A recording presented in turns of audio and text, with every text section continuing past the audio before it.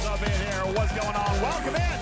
Big show today. Big show as Griffin and I have returned from the potato state, the great state of Idaho. We're back in the studio, and tonight we're going to talk a little bit about First Contact, Part 2, the arc that we've got as we wrap up week number 2 with a return of Vengeance is Mine and an update to Alliance tournaments, along with our content creators showcase. Special guest Jason Vneck is here today, ladies and gentlemen. Very, very excited about that. What's going on, everybody? Let's kick it off with the Talking Trek server sound off. You guys go ahead and punch it up like we always do. We got Noon Whistle kicking us off on server 29. Thank you so very much. Scale it back from the Outback on 188. Thank you. Stradalorian and Mid Strangler both on server 9.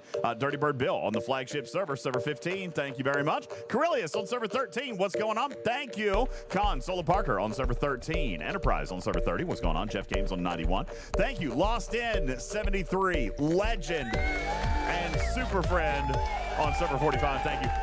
Strider on server 30. MJ is hanging out on server 36. Floyd on 21. Tarpey is here. Executive producer on server 30. Broken Wolf on 99 and 137. Thank you. Zach on 84. Wilson 36. Martok server 8.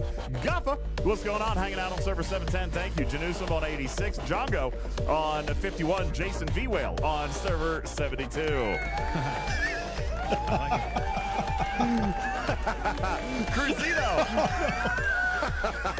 Cruzito on server 13. J-Base also on Lucky 13. Keith on 49. Commander Taylor 187. Paco on 15. Task Force on 53. Thank you. Fun Daddy 701. Motioner 181. Chewy server 30. What's going on? Lord is Garrett on server 49. Dad on 15. Radio Dad 15 as well. I'm just going to keep throwing whale into everything tonight. Krillian.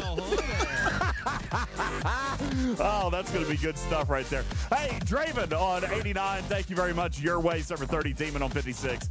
Destro on server 30. 30 turd. You guys are really messing me up in chat right now. I'm just going to let you guys know. It's that hamburger. That hamburger is still affecting you. It's poisoning my mind. Absolutely. John, what's going on over in YouTube on server 8? What's up, YouTubes? How you doing over there? How you doing, YouTubers? I like the YouTube. Thank you, guys. Appreciate everybody. Thank you so much. My name's UltimatDJz. That's Griffin. We're back from Idaho, and ladies and gentlemen, on our stage, let's go ahead and bring him in so we can talk a little bit about it all together. Ladies and gentlemen, the wonderful, the amazing Jason Vneck is here. There the he super is. friend. Hey, how's it going, super friends? How are you, man? It's very good to see you I am here. doing great. Thank you so much for taking time out of your weekend to be on our show. Appreciate that. You are our next guest, the next episode of the Content Creator Showcase, so we appreciate you being here. We're going to talk. Wearing the captain's gold, by the way, DJ. Yes, looking beautiful. I mean, he's better dressed than all of us, to be honest with you. Yeah, he was dressed boom, boom, and all that, says MJ. Let's go. Yeah, there you go. Listen, guys, we got a lot of stuff to get to. Yeah, Cruzito says, Destro, are you now Destro turd? What? You guys, no, listen, you guys messed me up. I read Destro's server number wrong. I said whatever, 30 turd or whatever, and I got it all messed up. So now that's going to go down. Clearly the problem is you need to focus your mind with a brand new 8-ounce Ghost Strawberry Watermelon 100 milligram package. Wait, what? It's small. Yeah. It's a small 8-ounce 100 milligram serving for your friends out there who are a little caffeine conscious. Or maybe you just don't want to commit to 16 whole ounces of one flavor, in which case you can also get your brand new 8-ounce colada flavored, new OG colada flavored in 8 ounces. And together it's the same caffeine as this one Ghost. Double fisting it. Hell yeah. There you go. Available at your local Circle K exclusively. Well, and if Griffin knows anything about double fisting things, it would, in fact, or if anybody does know, rather. See, I messed it up. Man, my head's not in the game today. You need the Ghost. My head's not in the game. No, I can't. I have to lower my Ghost intake so that I don't go back into the hospital. That's not what caused your kidney stones, pal. Let's get that right now. I'm going super clean. I wish you were rolling tape on me when we stopped to gas up the rental car, and I found this display in the random convenience store on the way to the airport. and just walked out with 96 of them. Yeah. Listen, Jason, so we're done with everything. The car is packed. The bags are packed. We're on our way back to the airport.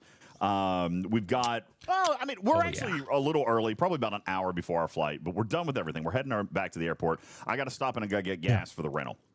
So I pull into this gas station, and he says, "I'll be right back." And he walks inside. I'm pumping gas into the rental car, and he comes out. Guys, not hit the mother load. He comes out. I do wish that I had been rolling tape on this. He comes out like this, Jason, with 2 cases and then more cans stacked on top of the cases.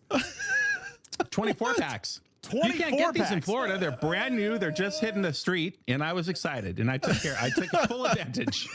He comes out. He's like, we're gonna need to shuffle our luggage around here a little bit. So here we are in the gas station parking lot. Okay, gas station parking lot. We've got all of our bags open in the back of the car, and Griffin starts throwing articles of clothing into the garbage can. Okay, you've got to prioritize what's going to happen. I don't need those for the shoes. ghost energy. Okay. Yeah. So those shoes are laden in cow poop, even after being washed. So I'm not going to bring them home. So he was going to bring them home. He tried to bring them home, and then it was like, oh wait, okay, cow poop shoes or ghost. So he takes his shoes, throws them straight into the garbage can, clear. and there's not still quite enough room. So he says, DJz, go throw those away. And these are worn one time, looked really nice.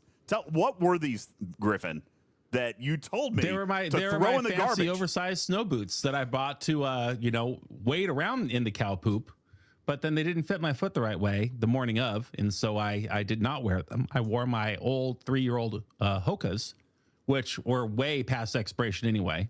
And so, DJ's got a new free pair of snow boots, which you need when you have those 14 inches of snow. Yeah. And I made a deposit to the local recycling authority for my Hokas. And I am the winner because I have 96. I could triple or quadruple my money on eBay for these, by the way. They're hot. Jason, he's going through his suitcase, and literally anything that wasn't an electronic, he's just dumping in the garbage can to make room for the ghost. Okay. That's the life of a real life whale. And right. And my luggage smelled considerably less like cow poo-poo when I opened it up when I got home. True. So I'm okay, that's fair. That is fair. There you go. Hey, what's going on, Asian boy? Thank you for being in the chat. Aries says, did we ever get a tarred and feather video? No, we're working on it. As a matter of fact, priorities. I've been busy violating cows. What do you... So here's what's going to happen. I brought home all the cow footage, so I'm going to work on that, and Griffin and I are going to have a race to see who can actually produce their video faster. Joke's on you. I'm already done. Are you really? Oh. No, you're not. Yeah. No, you're not. I'm done. Okay. I am done. It's done. Tarred and feathered. Well, then that should be coming out very, very soon. But I did actually start on. I started on the cow video today. I did. Lawson says, so no new videos in 2026. Got it. We're getting there. We're working on it. All right. So Asian boy says, I can't wait to see the videos. The videos are going to be great. All right. They're going to be really, really good. And we set it up. Jason, have you seen like Dirty Jobs or these other kinds of shows where like you're actually, what did you call this, Griffin? Yeah. Edutainment? Edutainment. It was edutainment. Destro says we'll have Peyton video part 2 before we see Tarred and Feathered. That's hilarious. You'll get GTA 6 before you get Tarred and Feathered. Probably. California will have its high-speed rail train completely built with passengers rolling on it before you get the Tarred video. Oh no, that has to come out. Can't do it. Jason Vneck gets that joke. Yeah, because Jason Vneck is from the West Coast, Best Coast, right? From the SoCal, as I understand. Yeah, Jason. Yeah. You've been out in California your whole life. Most of my life, I was a Navy brat, so I moved around a little bit when I was younger. I was born here, but when my dad retired, I just ended up staying here. I gotcha. Okay, San Diego. Yeah. Very good. That's my favorite city in the world, San Diego. Except Tampa, Florida is kind of like San Diego about 20 years ago. We're just catching up with the foodie scene. San Diego, huge foodie town. Yeah. Right, Yep. Jason? I mean, Absolutely it it doesn't is, matter yeah. what you want. The best cuisine of almost any genre you can find in San Diego. Boy, we love our food in San Diego. And Absolutely, we do. Yeah. Petco Park, beautiful baseball park. In my opinion, the second best ballpark in the nation. And now Tampa's going to build a brand new park for the Rays. Screw that dome. He had $55 million spent replacing this dome out in St. Pete, an hour outside of Tampa. And now we're going to build a new stadium. So what do we do the dome for? I don't know. But San Diego, great city. I lived in Vista. I lived in San Marcos. I lived in Claremont Mesa. Yeah. Tierra Santa. Yep. Right next to Oceanside. Oh, man, I missed That's it all over the place. Chad is all over the county. Yeah. Chad is killing you guys right now. Guffa says, Killing us for what? Lawson says we'll have G6 scrapping before Griffin finishes Tarred and Feathered. I love Leon says Scopely will actually release a bug-free version of STFC before Tarred and before Tarred and Feathered. Well, that's a lie. Okay, now you've gone too far. Okay, now at this point I'm offended. Everything was believable until that point. Yeah, Okay, got it. right up to that moment. Mission Valley. I ran the Fry's Electronics in Mission Valley for 8 years. No, you did not. Satan. Yes, I did. I was assistant store manager there from 2006 to 2011. Off Stonecrest? Stone Ridge Drive. I worked in components What? No. Yeah. Wait What a year? second. What year? When? right after we took over from Incredible Universe. Oh, you were one of you. So you worked with Sean Archer and Milam Williams. Yeah, Milam Williams was Milam. your components. Guess what, Jason? Rest in peace. Rest in Small peace, world. Milam Yes, I Williams. know. Milam Williams was the best man in my wedding. How about that? Really? Yeah. Yeah. Yeah. No, I mean, he was the guy that hired me in components. Yeah. So, Small world. yeah, I'll took care give of you. me. I'll give you a Milam Williams impression. Why is that over there and over here when it should be over here? Small world, Griffin. Don't Small even world. I'm know telling the you. Very guy, small and I'm world. like, I Yeah. can just Friends see off indeed. the reaction of Jason. It is like, okay, he knows what he's talking about. That's it. Yeah. Yeah. Algrama says, yeah, I used to go there all the time. Yeah, no, that was Griffin's stomping grounds right there. Your best buys are always at Fry's, guaranteed. Okay, I'm getting some PTSD from those morning meetings. Sorry. Give me an F. Okay, he did it. Yeah. He's gonna He give me started the to F. do it. He I'm started to. sorry. Okay, enough with the inside jokes. I'm sorry, everybody. There Yeah, you go. sorry about that. We worked at Fry's Electronics. There we go. Couple of thank yous in the chat. Contradiction, thank you. What's going on to you? Thank you for the 46-month Tier 1 resub. Mosher, 39 months on the resub. Wilhelm, 43 on the Tier 1. Thank you for those Partner Plus points. Jason Vneck dropping a Prime subber in here today. Thank you very much. CDB, thank you so much. 15 months at Tier 1. And Delisha, 27 months at Tier 1. That should put us, I think, over the halfway mark, which is great. This should put us at about 150 of the PPP points. And to our executive producer over on the Discord stage, Torpedo, for a quick update on what is going on with the Partner Plus scheme and like the whole thing that I hate about Twitch. Torpedo-tude.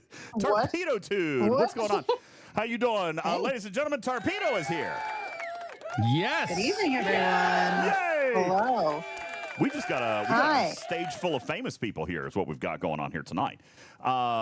Real quick question. Lawson says, quick question. Can you confirm that there is, in fact, only one D in Tarpitude? Yes. Ouch. If you spell it out, there is indeed just one. Dr. Iron Chef, thank you for your 100 kitty bitties. Appreciate that very much. Thad with the 155 stream streak. Thank you so very much. You guys are incredible. And starting a hype train. Incredible. Which is, I love when we do this during a podcast, but it's an uncomfortable thing because I can't recognize it and celebrate it as much as I would want to because we're in podcasts and all the alerts are off and everything. But thank you so much. Chef, thank you. Fisty, thank you guys. Guru, thank you for redeeming VIP. Thank you guys for your hype train. Appreciate that. Tarpy, Partner Plus, we're in month 1. I believe we're about halfway. Enterprise says 148 Partner Plus points is what we've got. Nice. We're in month 1 of 3 that we've got to do this stupid thing. Well, we need 300 points. We can get 300 points. We always get 300 points. Yes, I know. We have to actually point it out because we don't always get 300 points. We get 300 points a lot, Nope. but we don't generally get 300 points 3 months in a row. You know, like that's kind of the thing. We don't always get it 3 months in a row, so it's kind of a tricky thing. And that's what I was saying. I guess about a week ago, Jason. It would be really nice if one of these days, like, we're all just much larger communities, much larger content streams, so we don't have to worry about garbage like this, right? And it's annoying. I don't want to mess with it. You also are chasing a partner goal as well, if I'm not mistaken, right?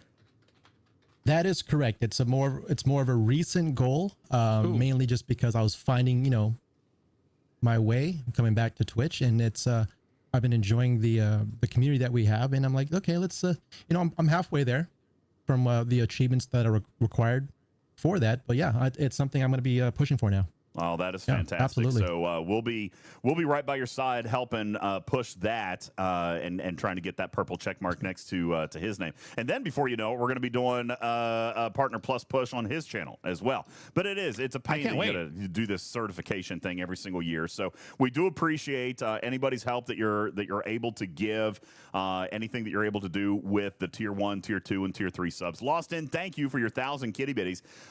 Yes, thank you. And actually, I don't have the overlays on tonight because we are on podcast. What's up? Shout out iTunes and Podbean and Spotify and all the other places. You should be here live with us as we're recording. Let me tell you something. I actually got a really interesting statistic. 2 statistics, in fact, from the podcast company.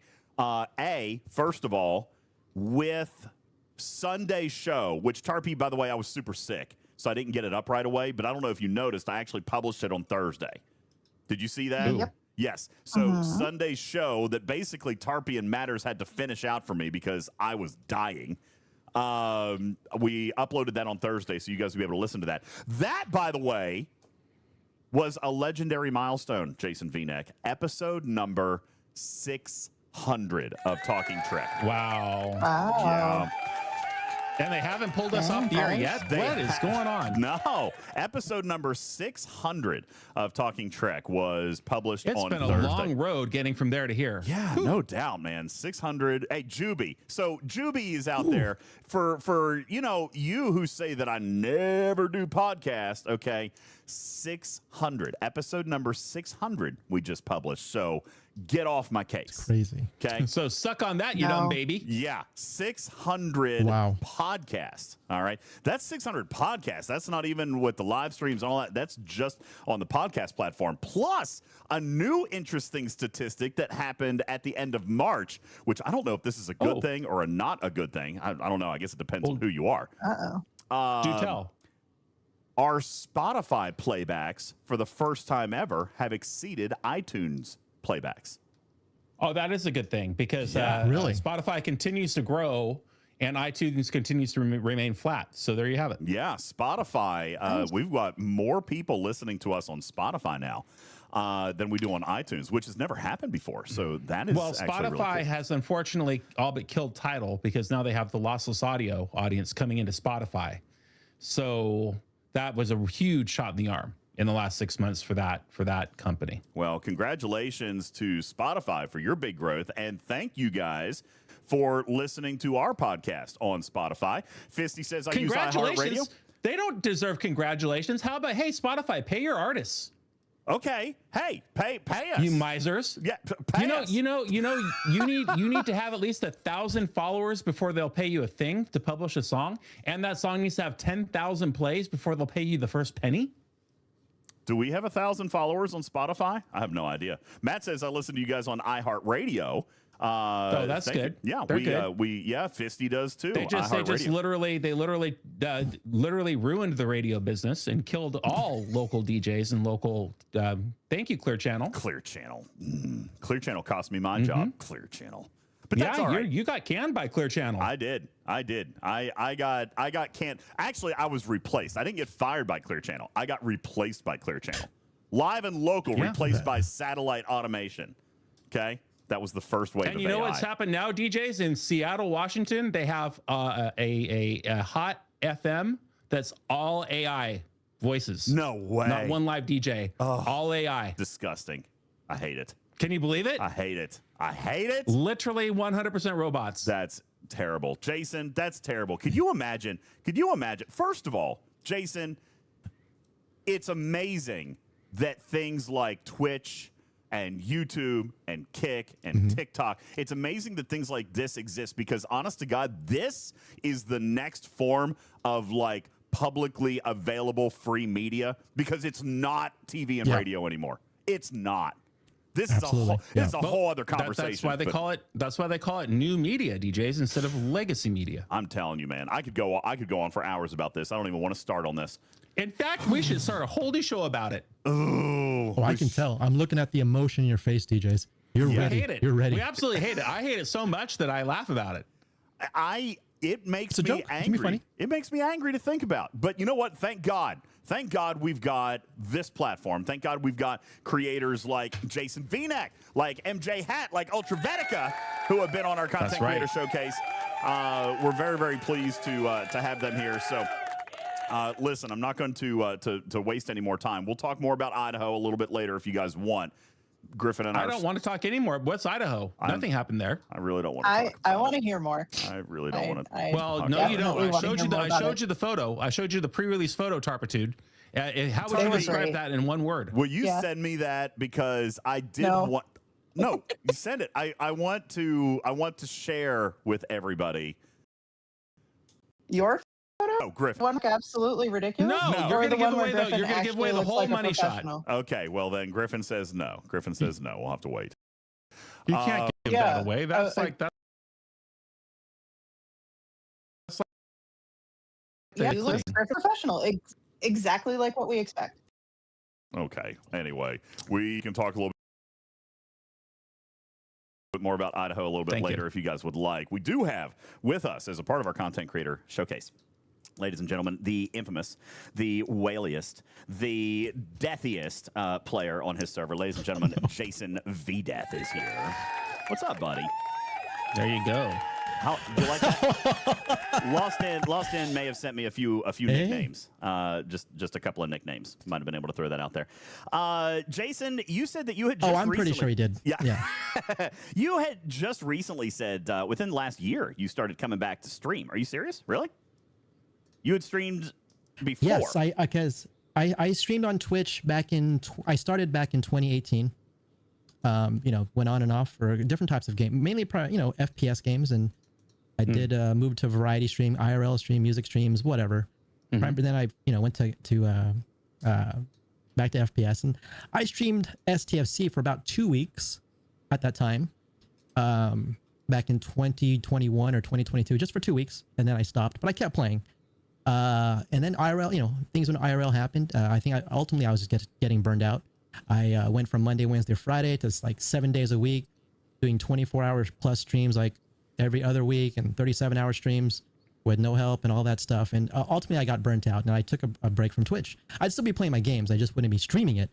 And then I came back around the summer of 2025. And that's when I started meeting all these great people in the community.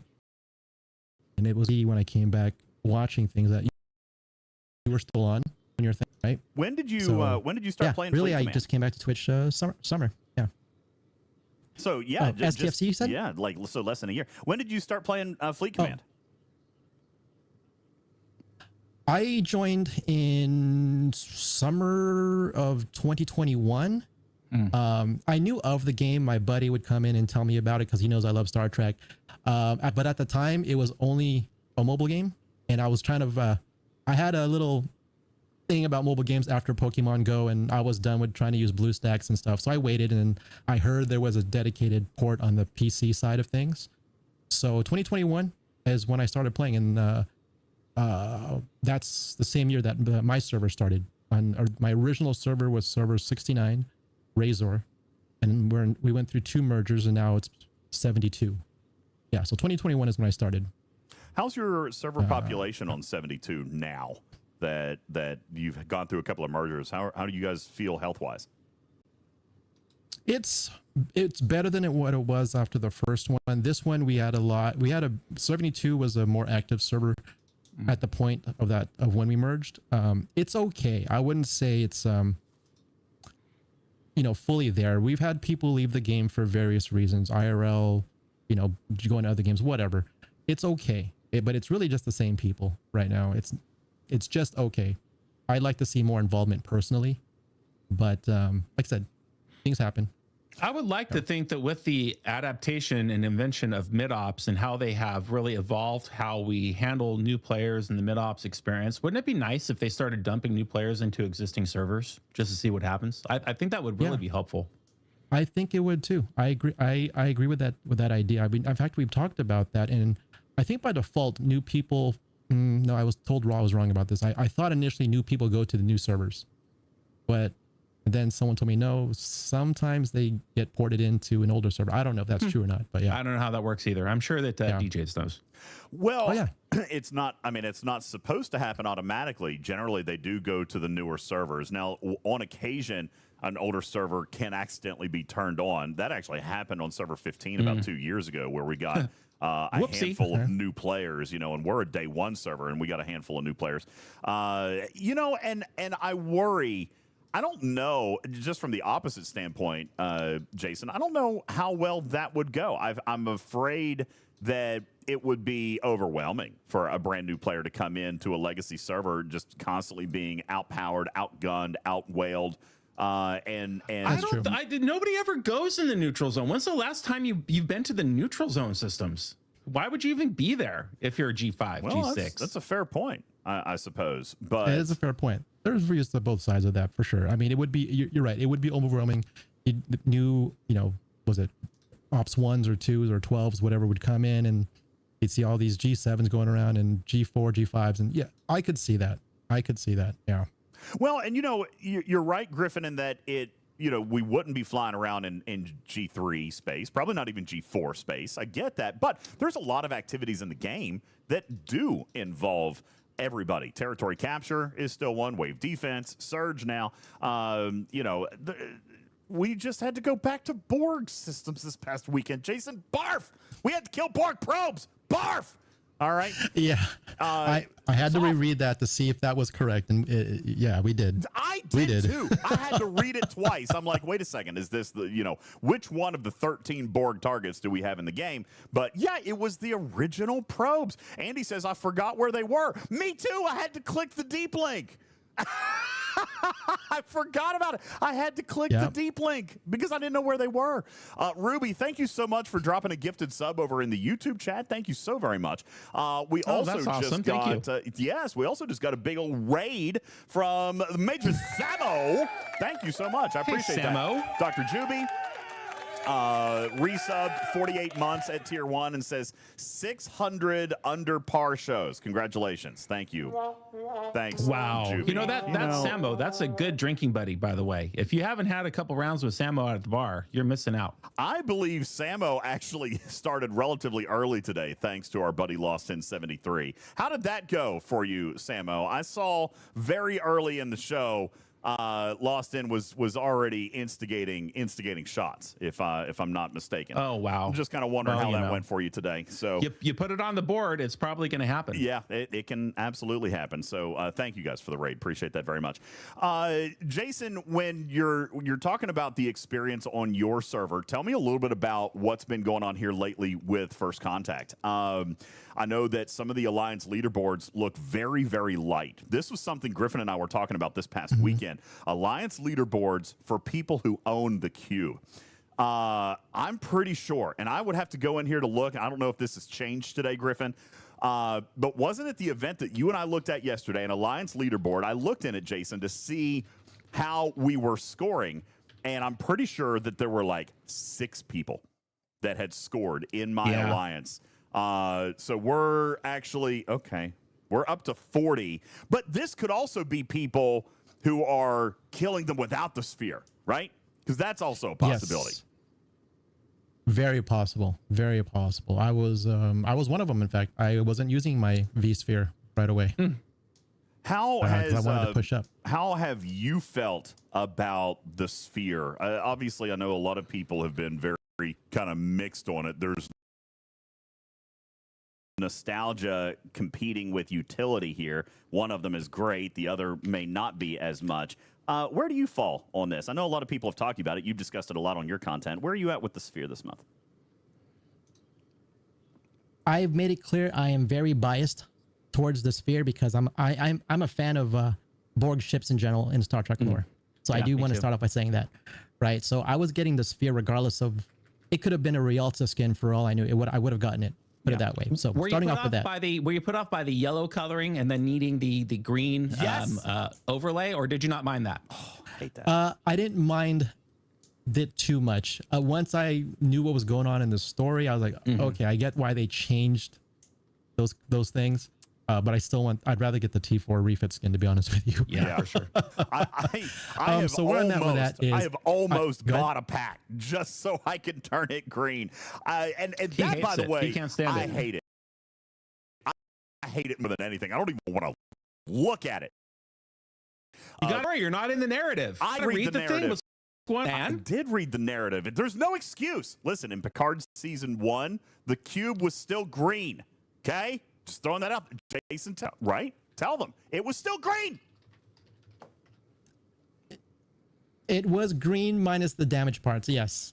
Minus the colored shields. But yeah, it was green. Well, the shields you're were. going to have to get over. You're going to have to get over The it. The shields were blue though, and there's blue on this. The force just go to tier 4. That's Lost End says just go to tier 4. Just upgrade your ship. Come on, man, you're behind. I'm working on it. But tell me a little bit about how the adoption of the sphere's been. So I mean, I pretty much, for the record, I only got one sphere. For the record, one V sphere. Okay, not two, not three, not four. That's not what I heard. Thanks, Loston. Thanks, Jules.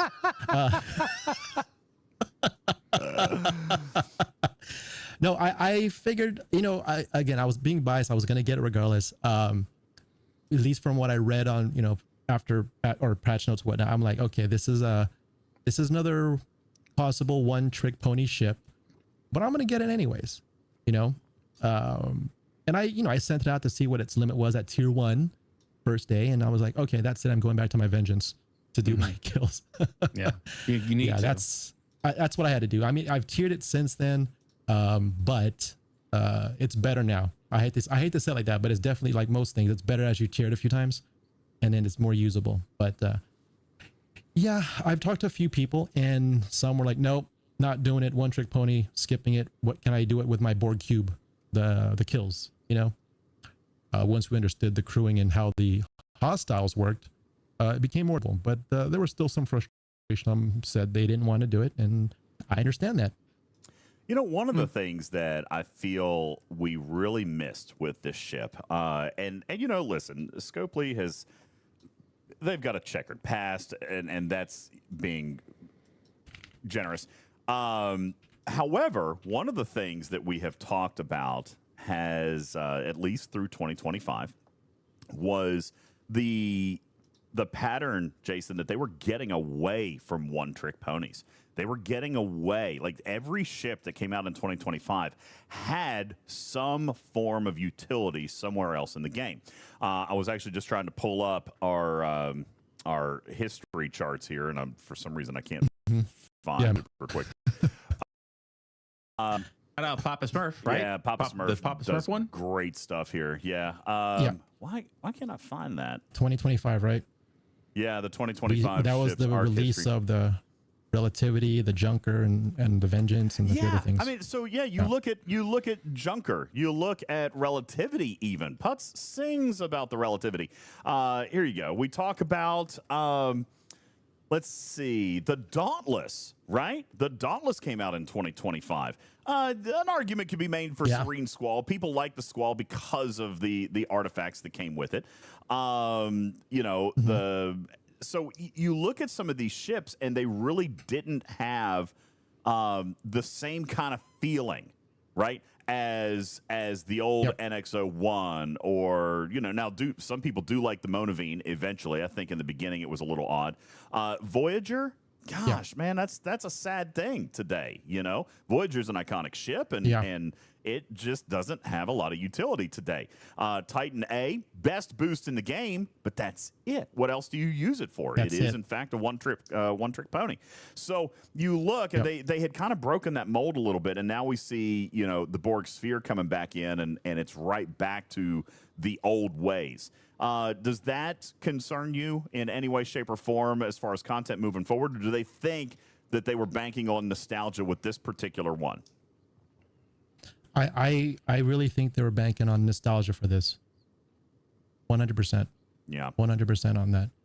I mean, I think people, whether they, you know, agree with it or not, I think they have to acknowledge that the Borg, First Contact, all that stuff was one of the, you know, more popular things in Star Trek lore, right? Mm-hmm. You know, for sure. On multiple shows, multiple movies, you know. I think they 100% banked on that fact. And like I said, it worked for me. I got it for that reason. So, you know. Yeah. The chat points out that the Excelsior is very similar. And you're right, Draven. It's very close. The one thing that I'm going to give to the Excelsior is that it has Titan-esque abilities, but we're really far off from that right now. Most players are really far off from that. And if we're going to surf on a technicality here, it wasn't a 2025 ship. It was a 2026 ship in January. Yeah, it was a 26 ship.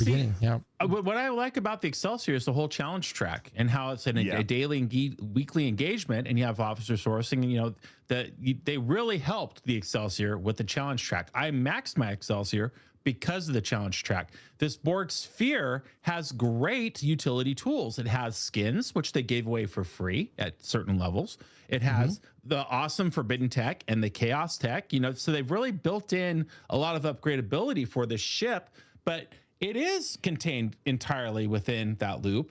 And unlike the Excelsior, I don't know that I'm going to be excited to participate in that particular loop 6 months from now. Yeah. And for the record, I'm not suggesting that it will replace max fortification. Max fortification's beast, but it has its place in the way that it's being boosted, both in the loop and out.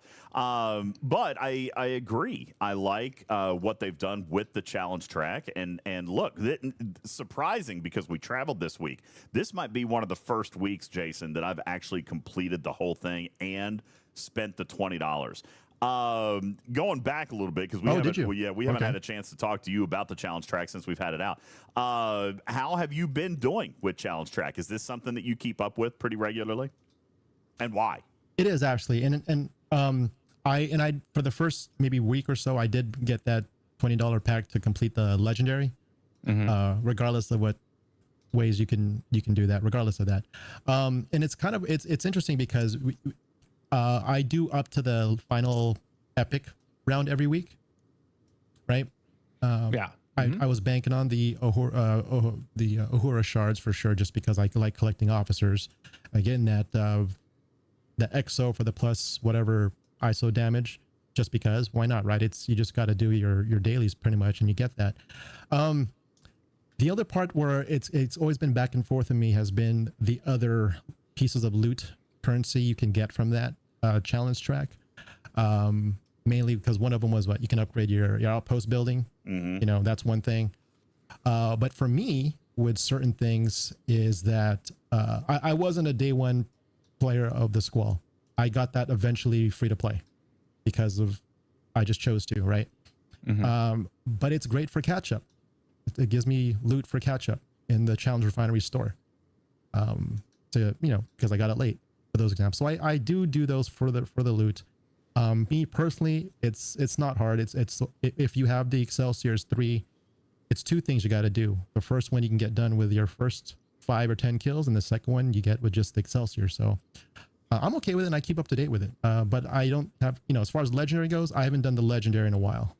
This is the first time I think I've done it, or maybe the second time since it's been out. I know the first time probably since that arc, but I did do it. Where in the store did you go to buy that $20 pack? I don't know. I went to the web store and I searched Bounty, to be perfectly honest with you. I don't know exactly where it is. I went to the web store and I searched Bounty because it's hard to navigate in the game, man. That's very cumbersome. I agree. Like, I'm looking for it now. I can do it. I'm at the last step. I want to spend the $20 Scopely because, Griffin, and I don't even see it. They moved it. I know they did. I don't even since see they it. released it. Yeah. And there's even a button that says store on the interface in the game in the challenge track, and it doesn't take you to buy the thing that you need for the challenge track. Thank you, Broken Wolf. It is in limited time. It's just buried, but why? Yeah, that's just so silly. I don't get that. Limited time. Yeah, it's tough, and I don't understand, but it is what it is, and anyway. It's so frustrating that there's so many things. This is not one. This is not one that I'm going to necessarily go back and fight on because there's so much other stuff right now. But yeah, the Voyager bounty contract I did today because it would actually allow me to tier up my Uhura as well. So I was you were excited for that at the airport. That's right. Yesterday, I figured I was going to be able to do it. Count DeVille, really honestly, he says, I don't see what the $20 is worth. Here's the deal. It's worth 20 Uhura shards, right? Yes. It's got 20 Uhura shards, and it's got a good amount of Sigma faction credits, which are helpful, okay? Is it an outstanding value? No, probably not. But this is another example, and we've said this for 5 years. Jason, I'd love to hear your input on this. We've said this for 5, 6, maybe even a full 7 years on this show, is that when players experience partial progression, or when they're within reach of that goal, they're much more likely to spend on smaller microtransactions, and they don't have to be micro. It could be 10, it could be 20. They're much more willing to spend on a smaller pack when they're within reach, when they can taste it. It's like the last 100-yard sprint, right? And I could have waited. Here was the math that Griffin and I did. I could have waited 2 more weeks to tier up my Uhura. Instead, it was worth spending $20 to do it now. I wouldn't have spent instant gratification, baby. Yeah. Yep. And it was just $20. I support that 100%. I don't understand why this mentality doesn't exist more. We've only just now started getting like the half ship packs, but then the timing isn't right. Right. And then it becomes a waste. Right. If you have 75% of the blueprints and you don't want to spend on the half pack because it's a waste, I'm kind of curious because, again, I do spend. Griffin does spend. And I know you spend a little bit. I don't know how engaged you are with the pack store, but do you also feel like there should be some wider diversification in the availability for partial content? Absolutely, I do. I go and I 100% agree with what you just said. When you're at the cusp of just finishing something, whatever you're working on, officer, building, whatever, I like having that option there. I will do it. I will do it 100%. Whether you want to call it greed, instant gratification, absolutely, it should definitely be there. I'm all for that. I mean, it's almost like at an in-game free way to do it, right? And I'll give you a weird example of why I agree with this, right? Let's just say you're somebody at whatever tier, they're close to, they only need so and so 2 or 3 BPs to unlock the ship that they want to build, right? I said, well, if you only need a couple, just go to the away teams and get the crazy amount of trade-ins for those BPs. Not something I'd recommend to do every day, but if you're right at that, the top of that, teeter-totter, go for it. Go for it. There. Absolutely. Use it. Use it. Yeah, there's a dopamine absolutely. hit I'm all for that. when you finally cross that line of being able to do something. It's a little dopamine hit right there, and so if you spend a few extra currency that you shouldn't have spent, I remember the day that I unlocked my slipstream drive. I spent a few more credits than I should have spent just to get that last 3 pull instead of the 2 pull. All that long time ago when you unlocked your slipstream, it was like 2 weeks ago. I didn't say it was a long time ago. I'm just saying after all the time that it took me to do it, then that I'm saying it should have been. Destro says, hey, listen, you can't be talking to Jason about small packs. I watched him buy 12 cubes to round out his fleet preset. Jason, there you go. Let's talk about this here for a second. Let's just change gears for a second. First of all, you are known across the galaxy as being a huge fan of the Borg. You say, too, that they're one of your favorite characters. It's their favorite lore inside all of Star Trek. Tell me a little bit about that, and then I'm going to follow that up with another question. Why are the Borg so important to you? Give us that personal insight. So we're talking about Star Trek history is what I'm hearing. I would love to hear about that. Yeah, absolutely. I remember this vividly because I was living in Sasebo, Japan at the time, and we were getting our TV 6 months later than the US, but that's just how it works over there. I remember I was there with my VHS or Betamax, whatever I had ready to record, and it was the season cliffhanger for season 3, Best of Both Worlds Part 1. TNG. TNG. Yeah, and I was like, they're back. They're back. This is what Q said and all that stuff. They're back. And you got to remember, even though it's a show and we have the Starfleet Federation, all that stuff. It's, they better themselves in the future. But I'm like, no, stuff's still going to happen, right? Mm-hmm. Whether it be for the story of the show, stuff's going to happen. And they've had different villains through the shows, right? But the Borg was the one that they never really showed that they can completely stop and eliminate. The Borg was like the Star Trek version of like Michael Myers or something like that, in Star Trek, and they have that monotone colored skin or monotone, look and everything. It was just creepy and they're creepy muumuus with tech, right? Funny. Right. And I loved it, and they've made reappearances through different seasons of TNG and of course First Contact and Voyager, Enterprise, Picard, and it was that adversary I always liked. It's like the Jedi and the Sith, if you had to go that route. But really, I just was like, that's the enemy I would be scared of, and I loved it. But if you saw that part 1 and you're on 6-month overseas delay, mm-hmm. did it enter your mind like, how am I I know that part 2 has already been released in the States. Can I figure out what happened now? Because this is 1991. There's no internet. So correct. Did you have to patiently wait those further 6 months, or did you have a pen pal who could help you out, or what do you do? I had to wait. Oh man! No. Yeah, because the people that would write me letters lived in my area, so I did have to wait, and that was brutal because I was like, that final scene of Locutus and Riker. I was like, I got chills. Yeah. I got chills. But it's really that adversary because it's like, okay, you get a few hits on me, I'm going to adapt and repair. Right. How do you combat that? And that's why I've always just enjoyed seeing the Borg come in. You respect the Borg. I respect the Borg. Yeah. That's really it. Tell me about how your fandom either got better or worse with the introduction of Voyager, because the Borg were a huge part of Voyager and actually proved their fallibility, right? That may not have been something you were looking forward to seeing. I was okay at first, and I had, I think I know why you're asking this, because I like when things happen in stories where they want to close the book on something slightly. The heroes do their thing at the end of the movie, like First Contact, right? Mm-hmm. Okay, dude, one-on-one, Borg Queen, Picard, vengeance is mine, whatever.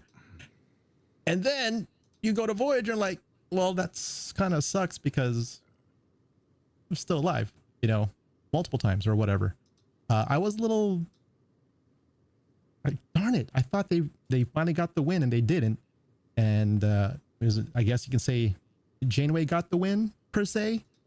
And then you find out later. Picard, Picard came back to it again as well, So yeah, so it's revisiting. So I was like, okay, they went to the well one too many times. We can all agree with that, but you can't blame that on Voyager. I thought Brandon Braga did a great job with. Yeah, I definitely enjoyed seeing it back. It was great to see Unimatrix Zero, which we can probably use for a skin on our starbase or something like that or whatever. Yep. Ding! Shout out.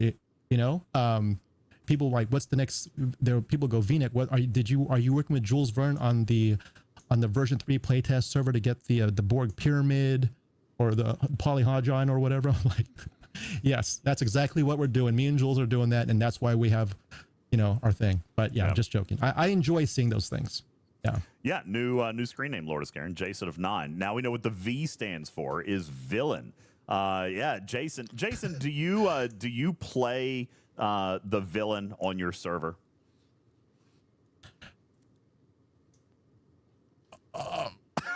Oh wow. Oh wow. No.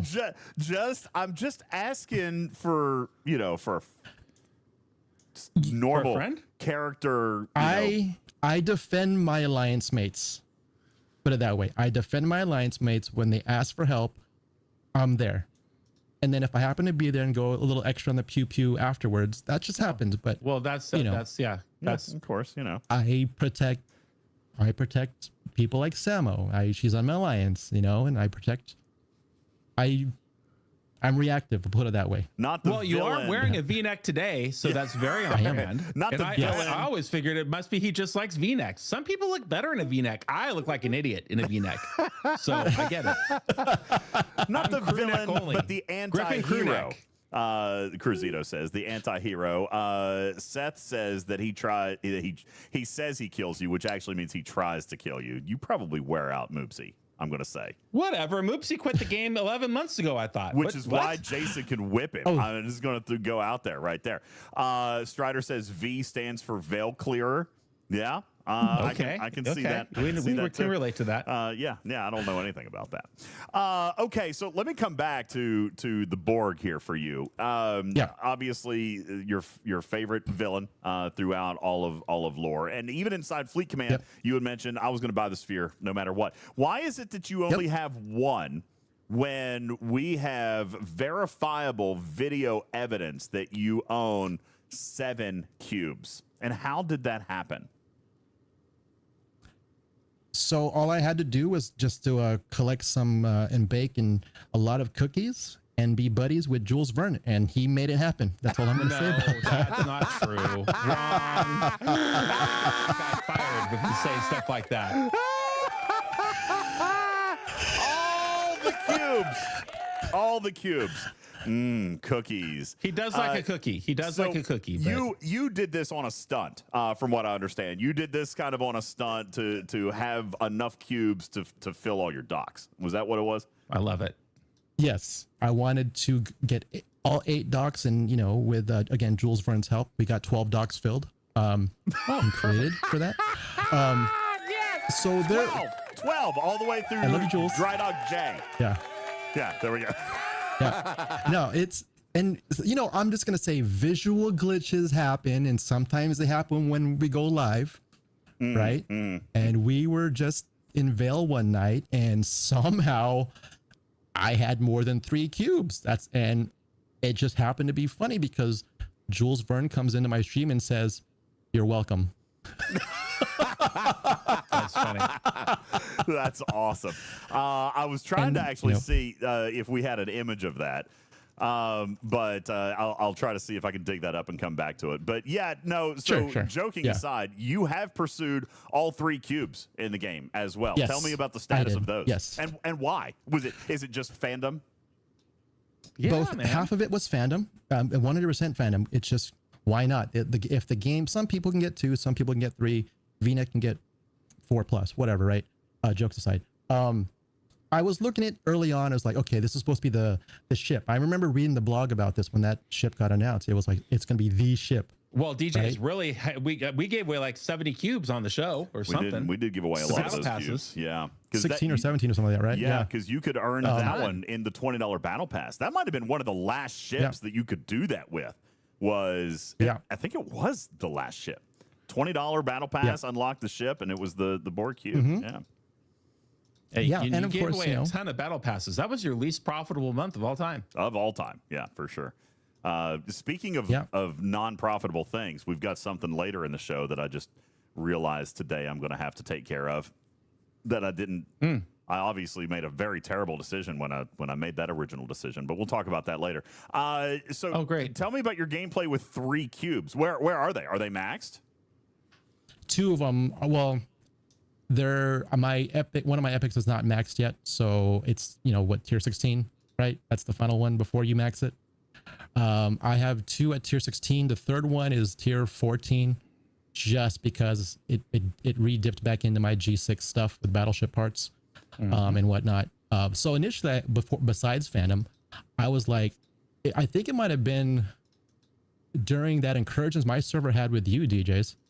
I had people coming at me with 3 cubes, right? But at the same token, I was seeing people use these, because remember, the Borg Cube is its own ship. It's a specialty ship, or whatever you want to call it on paper, right? So a lot of the faction buffs don't kick in when you go after the specialty ships for base defense. So I wanted to have 3 cubes for base defense, because I know what the power they can get to. So that's, and I'm not gonna lie, going into a system with 3 cubes and a GS31 all beaming, glorious. It looks cool. It looks so cool. It is. Yeah. It's kind of like that time I came in with 2 maxed garbage cows and everybody lost their minds. Well, I would too. But now let me ask, and I'm only asking this from a stability standpoint because I haven't tried this. Can you fire off multiple Borg beams without the game crashing out on you? Because you can't do that with the Junker. Yeah, you can. Now, now I don't know. Before I did it as if you have 2 Junkers, it'll crash out if you try to activate them both at the same time. No, that's not true. The visual interface doesn't always work, but you do get the 10 kills. Yeah, Voltron says, how did that do in waves? It caused me to fail my waves multiple times. Yeah, I know. That's mountain internet, dude. You got to move. Okay. All right. So, listen, I do want to touch on something here with you, Jason, about upcoming content. Sure. We saw an announcement that came out just, I think, yesterday, maybe the day before, about Alliance tournaments. Griffin, you and I talked about this while we were sitting in the airport the other day. This is an interesting piece of content that I'd like to spend a few minutes on, Jason, and get your thought process on how Alliance tournaments started, what they became, what they are now, and what is going to happen moving forward. So first of all, what we do know is that Alliance rerolls are going to be sunset. I'm going to end up in the doghouse, I'm sure, because I always say things sometimes that the players don't like. I don't see this necessarily as a bad thing. It can be a bad thing, Jason, but it depends entirely on Fleet Command, right? Give me your thought process on this, because I feel like we're sitting on hundreds of thousands of rerolls. Yeah, I've got over a million myself just alone. And I've talked to people about that. It's like, if you want me to reroll for you because you don't have any and you need to get your stuff done, I'll gladly do it. Or sometimes if I just want to have some fun and put a smile on my face for laughs, I'll just go in and reroll the whole board if I wanted to, after I make sure Samo's completed her 3 tasks for the day, mind you. I'm trying to figure out why this is. I'm speculating why this is happening. Okay, I don't mind changes to the tasks in general if there's more options for people to do things. My concern is why do we have to remove this? Are the powers that be worried that somehow we're just building up a stash of these rerolls, and there's some loophole that I'm not worried about, that I'm not aware of, that are being used maliciously or something like that? I don't know. And I think it might be where they don't want to just remove the current system as it is. They'll probably just amend to it. Well, I guess it is removal, because they did say they're going to remove the current rerolls. I think they want to do something where, and again, sorry, speculation. I think what's going to happen, my guess is that the amount of rerolls being introduced on the next Alliance tournaments will be very, very little. And if you want rerolls, there's going to be another mechanism added in to get that new, I'll call it Sigma rerolls for the sake of this conversation, okay? Yeah, we were thinking of doing the same thing. This new Sigma version of these rerolls, for sure. Yeah, so there's something that's going to be like a secondary mechanic to getting those rerolls, in my opinion, and it's going to be a lot less by just gaining them through the Alliance task that it is. That's my guess. I'm kind of worried, because if there's new tasks that are harder, we'll have less chances to reroll once that new system kicks in. I am a little worried, to be honest with you. So I think that you're kind of right on with what you think is probably going to happen and what is going to end up happening. I think, and again, I know only a little more than what you guys do, a little enough that I can still have this conversation, which is, I'm going to take maybe the last 6-8 months worth of general feedback about Alliance tournaments, and tell me, Jason, if you've heard this from the community. Okay. it's boring to click on reroll a million times until you get the task you want. It's like pointless to me. I mean, just you might as well just show me what I want. Why am I doing it 50 clicks before you show me what I want? Right. They're useless clicks because we had enough rerolls in order to circle around to the task that we wanted, right? And the tasks we wanted were obviously the 10,000 point tasks that were free to play. Now, let's go all the way back to month number 1. 10,000 point tasks weren't free to play that month. You know, I don't think they were ever intended to be free to play, like ever. No. You know, like the heroic SMSs we had in Coda, right? Exactly. Right. Yeah, same kind of thing. I mean, things run their course. Okay. Darkfire says it sounds like a way to monetize Alliance tournaments again. Here's what I think. I don't know. I still don't think people spent money on rerolls. Okay. I don't think that they're going to get people to spend money on rerolls. What I do think is that this is going to be less of a clicker event. And it's also not going to be guaranteed that you're going to walk out with 150,000 points every single tournament. I agree. Yeah. Yeah. I think what's going to probably happen is by going to this new Sigma reroll, we are going to basically reset. And by the way, same, Jason, I didn't even realize that I had this many. I guess they just continued last time I looked at. But yeah, I'm sitting at 1.25 million of these things. All right. Everybody has that. Everybody has a gazillion of these. So when a tournament comes around, all we are doing is clicking until we get what? Earn materials. Temporal directives. Right? I'm not even going to mention the third one because there's a possibility they don't know about that one yet. All right. But listen, they know about temporal directives. The temporal directives. They know that there's a farming method for temporal directives. Okay, I don't want to see that one go away, but if I was going to guess that one's going to go away, I'm going to probably assume that would be it.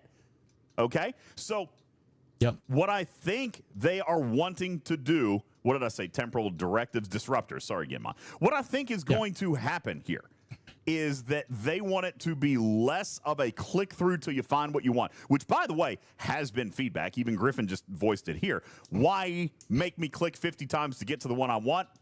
We're going, right? Doesn't matter, Jason. Right now, players have enough rerolls to guarantee that regardless, they're going to get the task they want. The only variable is how many times they got to reroll. Would we agree with that? Yep. Absolutely. Sure. Absolutely. Okay. Yeah. So I think that was not the intention. It certainly wasn't the intention when they first came out. Now, I do know that Scopely's very aware that we love, generally speaking, the Alliance Tournament store. As a matter of fact, there's so much love for that store that high-level players continually focus and ask for more things to be added because they've already bought it all. Right? They've already bought it all. And the amount of currency that we're earning. Which I'm going to say a very dangerous thing, Jason. I think in Scopely's eyes, it's too much. Think about how many officer shards you can pull. Think about how many things that we're all pulling. If I had to ask, how many of you guys hit your cooldown cap and on how many bundles, Jason? I probably hit my cooldown cap on 20 bundles. It's a lot. It's a lot. That's Jump a lot. Juice, the officers, all the other stuff. Yeah, sure. Definitely first day. I mean, depending of how much I had left over from the previous tournament, right? A lot. I don't know if it was 20, but definitely a lot. Absolutely. First day, easy cooldown. Like I said, I pull my psyllium juice because of the way I play with my disco. That's the first thing that I pull. Absolutely. That's number one. Jump juice, 1,000%. Jump juice. Yeah. Insta warp, right? With your other ships, right? It's the same. It's the same juice, right? Yep. I'm not done with my premium mirror dust research, so I pull those. Expensive or not, I pull those, right? I'll pull things like officers. I'm embarrassed to say there's officers I got to pull still. Me too. Right? Yeah, me too. But yeah, and then I'm like, okay, well, it's day one and I'm done. You know? So, yeah. Anything definitely. else that you earn, you're waiting until the next one. There are primes in there, a number of primes. Cruzito says I hit my cooldown on anything I want day one, kind of like Jason said, and I still have 87,000 credits rolled over before I do my next task. This is also part of an issue. Okay, so this event, guys, I'm just going to tell you. All right, you can shoot the messenger if you want. Jason, tell me if this doesn't sound like this could be a reality. This is Coda 2.0. Yes. Right? It's Coda 2.0. Yes. They are rehashing their economy. And guys, for those of you who don't see the broad picture, that's 1,000% what's happening here. They are rehashing their economy. And I feel like they've already done it with G7. All right, because they have. G4 and down, mid-ops experience. I feel like they've done that. Now they're going through and they're taking a look at some of these events. Coda. All right, there's one. You could say Vengeance is Mine, but that popped back in yesterday. All right, but that's another one. Okay, the synergy, the how much are we putting out? Because I feel like what is happening here is that they're kind of re-looking at the entire economy for time. How much are we putting out compared to how much is coming in? And when I say coming in, I don't mean monetarily. Okay, I could mean monetarily, but I also mean within the game's actual spreadsheet economy. Okay, should. All right, and by the way, I'm always in favor of getting more, okay? I'm never going to fight against that, I promise. But when we look at events that exist in the game, what we have to put in materials-wise, time-wise, effort-wise, kill-wise, okay? Does it make sense that we can pull 240 epic shards of 6 different officers with 50 clicks, 20 clicks, maybe 5 clicks if you get lucky? All right. I feel like these 10,000 point tasks, I feel like they're going to get sunset. Now, wow, that's a big prediction. I feel like we're going to see an entire overhaul here. All right, Jason, tell me if this sounds feasible. And by the way, I do not know, and no one's going to yell at me. Speculation. Yeah, speculation, because I haven't seen the plan. The only plan that I know of is we're turning it on its head. All right? And that's why I say at the beginning, this can be a good thing. Can be a good thing, but it's going to depend on how they implement it. It can't go back to how it was rolled out the very first month, Jason, if you recall. The very first month was definitely not okay. But it got around to something that was good. It got around to something that was good. And then it became a chore. All right? So, like, it's interesting. We've seen the life cycle on Alliance tournaments. We've seen the Alliance tournaments start off bad. They iterated. It got really good. And now we're seeing the Alliance tournaments decline. And guys, period, whether you agree with it or not, Alliance tournaments are on the decline. How many of you guys see it in the leaderboards. Sure 100%. You do. And a lot of players are done with it. Okay? Cruzito, a lot of your advanced level players, they're done. All right? Look at what Jason just said. Here, I spent what I wanted to spend on, and I've got 100,000 currency left over for the next start. Okay? Yep. So you've got something here that they feel like they can refresh, and I don't know why they chose this instead of, say, I don't know, arenas or territory capture or any one of a dozen other things. All right. Groovy says, why not reward players? I don't think that they're not going to, but I think it's going to look different. I think it's going to look really different. I think that you're going to see the sunset of clicking until you get the task you want. What I think is probably going to happen is you're going to have to take your best option of the tasks that are on the board. Right? Which I think is kind of how it should have been, right? Look at it. Have a couple of rerolls, sure, But having a million rerolls, that was never the intent. It was never the intent. And I do believe that we are going to see a number of tasks added. I see a number of tasks being removed. And we're seeing these new tournament refresh credits, which are going to be in much less supply. And that makes perfect sense. As arcs get old and new arcs are introduced, you want to have, you know, the fresh blood of new events to appear in something like Alliance tournaments. What I really wish is that they would consider taking an opportunity, sort of the way that Surges work, where you start as an Alliance or an individual, if you're the only one who shows up, with this low-level hostile. And, you know, if you kill enough of those, you get the next tier. And if you kill enough of those, you get the next tier, and so on and so on. Yep. Boy, what a fair way it would be to run Alliance tournaments that way. The more tasks your Alliance completes, the more access you have to the higher scoring events. I'm not saying that that's on the table, but to me, I think that'd be a great idea, because that would engage participation. So that's definitely an option. Jondrel says, if you think participation is bad now, if you can't get good tasks through rerolls, people will ignore it completely. But see, that's not how it started, Jondrel. That's not how it started. It's not. When it started, you had Alliance cooperation. You had some of the higher level players or spenders that were actually rerolling for their teammates. Jason says he does that. I still do it from time to time. Putz's Alliance has it down to a science. Why Putz is don't like, we? you know, master and commander of that. Why don't we have to do that anymore?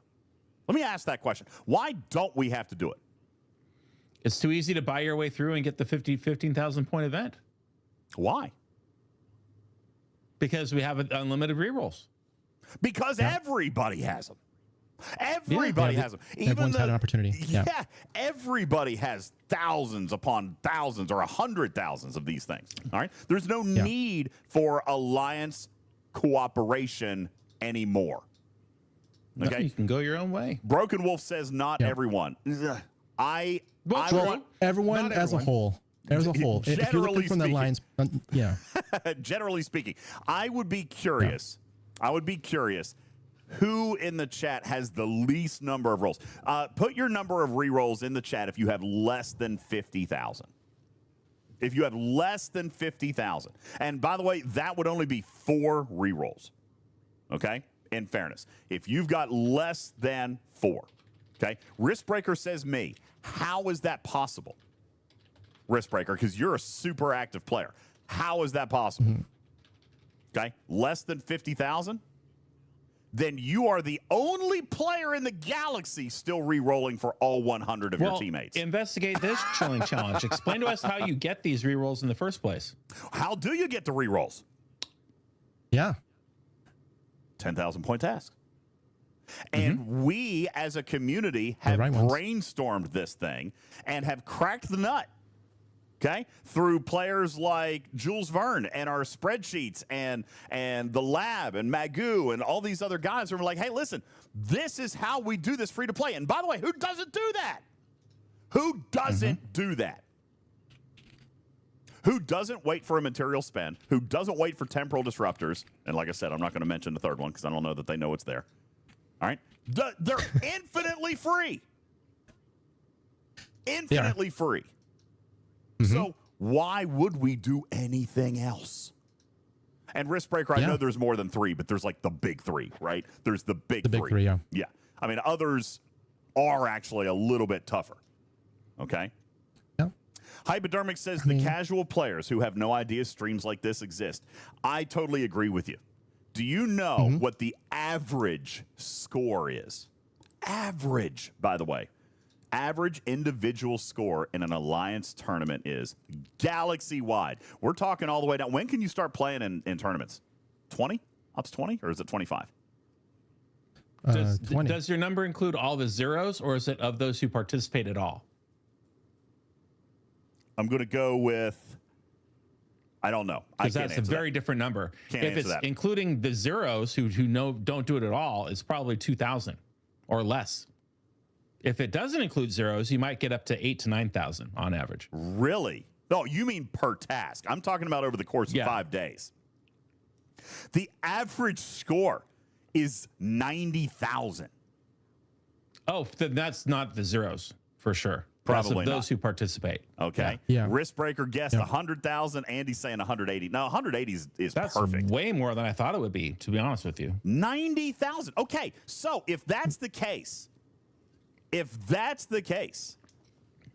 and Restive, I appreciate that, but no, it's not 1% of players have gazillions of rerolls. It's just not. It's probably about any player. I'm going to go with, say, ops 45 to maybe 50 and up.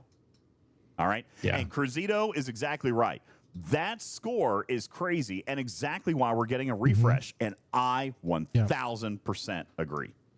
All right? And that's why I say I don't necessarily think that this will be a bad thing. Can it be a bad thing? For sure. Okay? It absolutely can be a bad thing. But it doesn't necessarily have to be. All right. Retro says, well, I guess we can't have anything nice. But here's the thing. Is it as nice today as it was 12 months ago? Jason, let me ask you. Have they kept up with it, the store in particular, to a level of your satisfaction?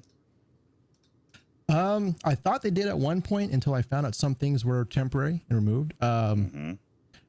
I like. Let me explain why I say that. I liked it when they had the Aphelion BPs in there, right? I needed it, right? I like how they had the rep, right?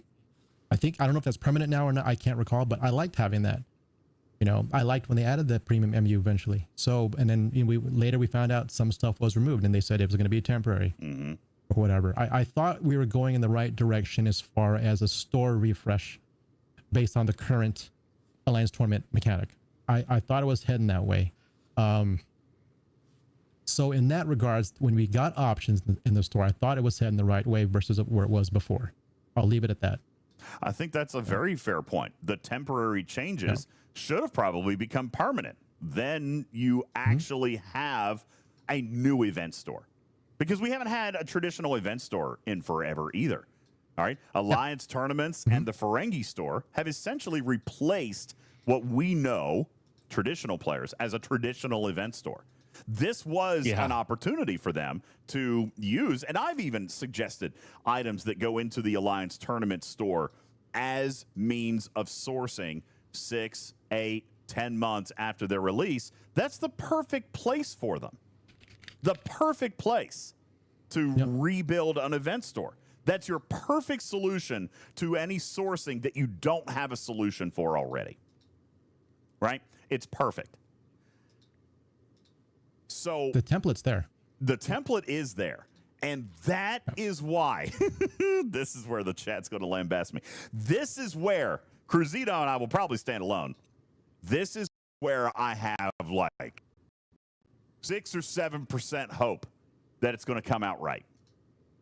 Because what we've been pushing them to do as a community, not just with content creators, but what we've been pushing them to do is to make this a more permanent, more sustainable event store model.